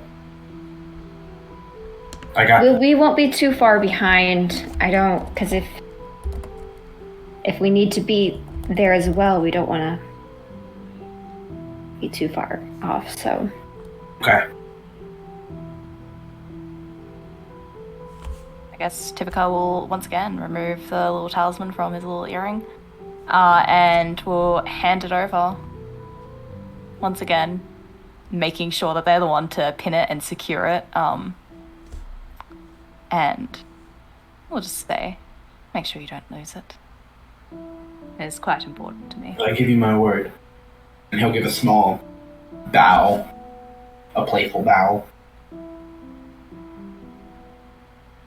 Alright, well. Hopefully I find something worthwhile. or nothing at all. Or nothing at all. Alright, well, I see you soon. And he will. I will. And he'll make his way stealthily, doing whatever. Okay. It's easy to go in the direction he was going at first. As we keep going, I would like you to roll a survival check to Okay. see how well you're able to keep up with the tracks that he left. Mm-hmm. You want me to go ahead and do one? Yeah. That's I will also. So I'll also just note, because you do have the talisman, there are a couple protection things around it where, like, if you're failing something, you can add a d4 Oh, cool. ability or saving. That's the most sick. What is this spell? I love it. Or no, It's a not. boon, It's isn't Pact it? of the Yeah, it's Yeah. just the Pact of the Oh, yeah. Talisman thing, That's and then so taking a cool. bunch of boons to boost it. Right. It's the not, you know how warlocks have a subclass, but then they also have a subclass. Mhm. Yeah, that's my Yeah. subclass. Yeah, I love it. because they're that the was- weirdest fucking class. It's true. Man, the short rest subclass class. Man. So okay. Anyway, so what was your survival? 24. 24. Yeah, that's pretty good. Okay. Yeah, you go full mountain lion on this shit. You are just tracking. You see footprints, impressions in the grass. You see scuffs in the dirt. I mean, he clearly wasn't moving stealthily. Was making no attempt to, and you're able to piece it all together fairly easily. You keep going, and you keep finding tracks for quite a while, up to 45 minutes of just trek. And eventually, you arrive upon sort of a hidden trail. Looks like a path where carriages don't go necessarily, but a place has been made for foot travel. And you find a small handmade sign that has been put up. Do you speak, read, or write Elvish? Yes. Okay. So, that is the word, Theoaldo, that is on the sign. Looks like it was made and carved out of a plank of stained wood and just put up on the tree. Not much of note around other than that, though, but you do see one person in particular, very strikingly unique appearance, sort of white, stark white hair, and a facial tattoo, and this very fine outfit that seems like something that would cost quite a bit in a city, but seems to be made and hand sewn of nearby threads of materials. And this person looks at you, and they even seem to have a butterfly or two flittering around them at any given time. Sometimes landing in their hair, sometimes moving all about. And they look at you and... Oh. You must be new, then? New to what? Well, this is Theoaldo. Yeah, I saw. Oh, so you can read Elvish, then. That's good. That's right. Give you a bit of a leg up. We had a fella come through here a while ago that couldn't. Oh, he was very lost. Are you lost? Not necessarily. Just... Other than Theoaldo, what is... You smell like you've been through a bad evening. I've had my fair share.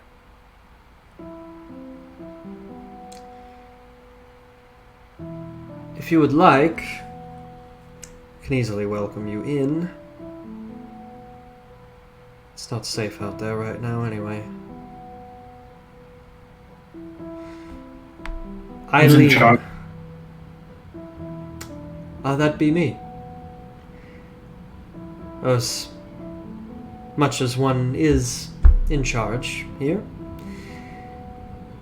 we don't think like the Empire does. My name is Eileen, and I shall show her.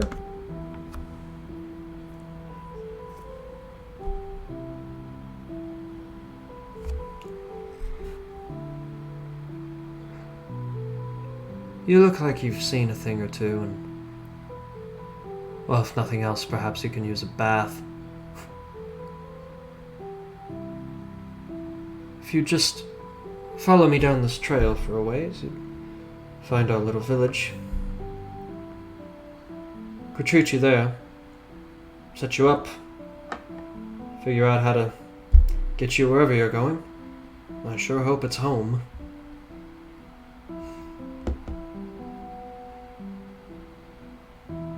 Sorry, but I'll have to excuse myself for a little while.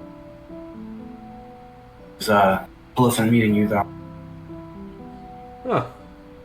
Well, sure. Huh. Strange thing to stumble down here without any rhyme or reason, so I'm expecting you'll be back. I just have a couple of things to pick up first. Understood. And she'll sort of just take you in, up and down. Before you go, one simple question.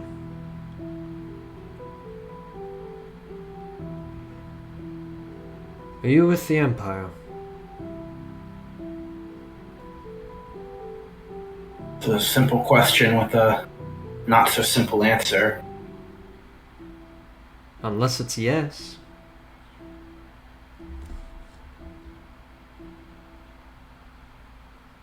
I don't know where I stand, to be honest.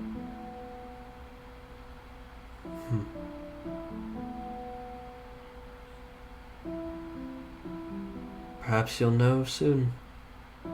The Forest of Ash has a way of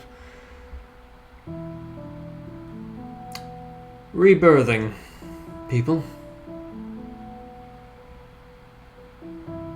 Well, perhaps I'll see you again then. And she'll turn calmly away.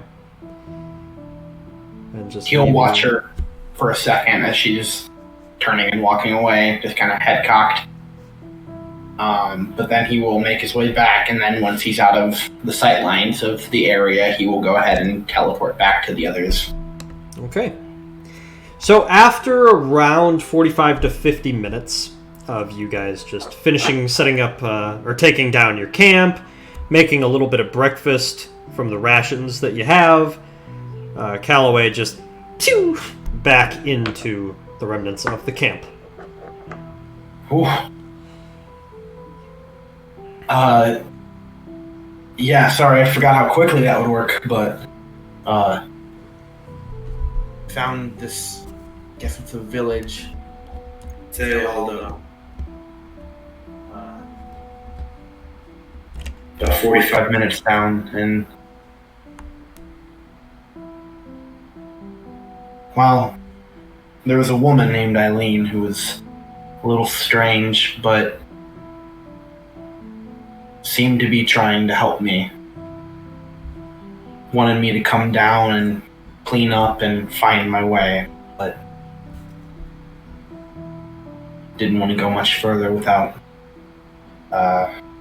catching back up to two of you.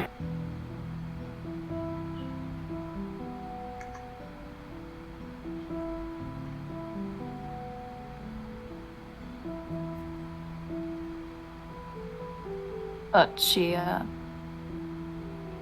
seemed genuine, Yeah. like someone that was trustworthy. Strangely so, for some reason. I don't know, she had a very calming aura around her. Well, I think it is a good idea to understand who our allies are down here. She asked if I was with the Empire, though. I didn't give her an exact answer, but I do worry what the reaction would be depending on what that answer is.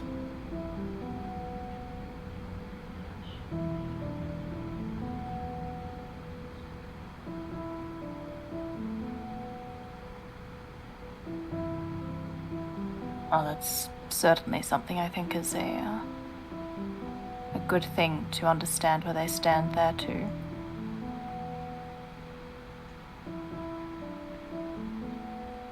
It might be better to keep that card closer to our chest. Around some of these people, they seems like not all would take too friendly to soldiers.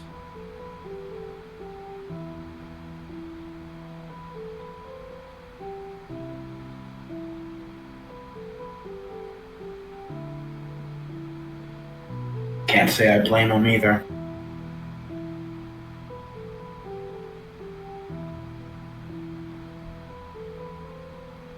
Well, considering that we're not going there to cause any trouble, hopefully they'll be able to see that too.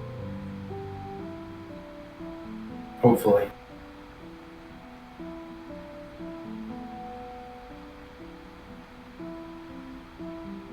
would the two of you like to go see? I think it's a good idea.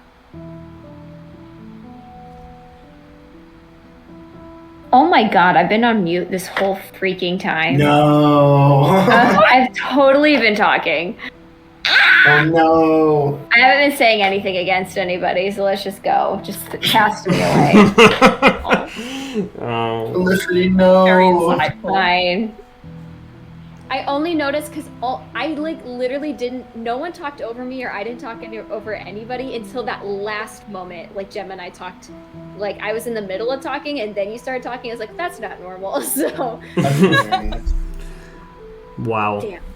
All right. Well. Worked out that way.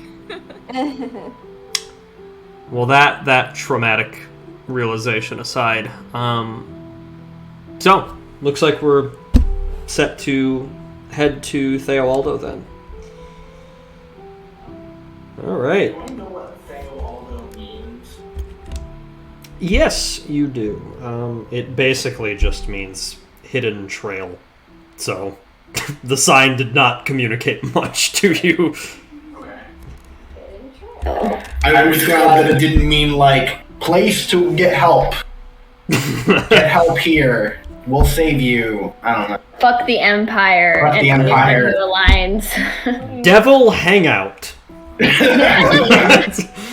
Yeah. No, it means hidden trail. So it's like it's so not noteworthy other than the fact that it is in Elvish and not in the vernacular that all the other Empire stuff is. That sort of like mix of like Roman and Byzantine and Serbian like sounds that a lot of the other stuff is, Barda and Xena, Sokarukata and all that kind of, it's like a different, that was the noteworthy thing. I said more than I needed to. Linguistic family, there we go. Yes, boom!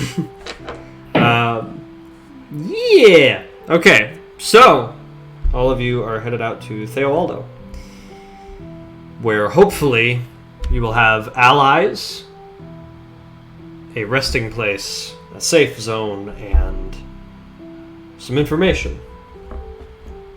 Your mission has quickly evolved and gotten more confusing, but you have made it this far, and you've made it this far without drawing any blood, really. You've done well at doing as much as you can to remain aloof, piece together information, and move forward with your task. And now, whether you claim to be from the Empire or not, hopefully where you're headed is a place where you can be welcomed and take a bit of a rest after learning about Ambrose's followers and about Baal and his desires. It seems that this will be not just a simple task, but a deadly and treacherous crusade through the woods. But the three of you feel rather prepared now, knowing more of the whole picture that awaits you. And that is where we will go ahead and end Session 1 of this 6-session campaign, Rising Ash.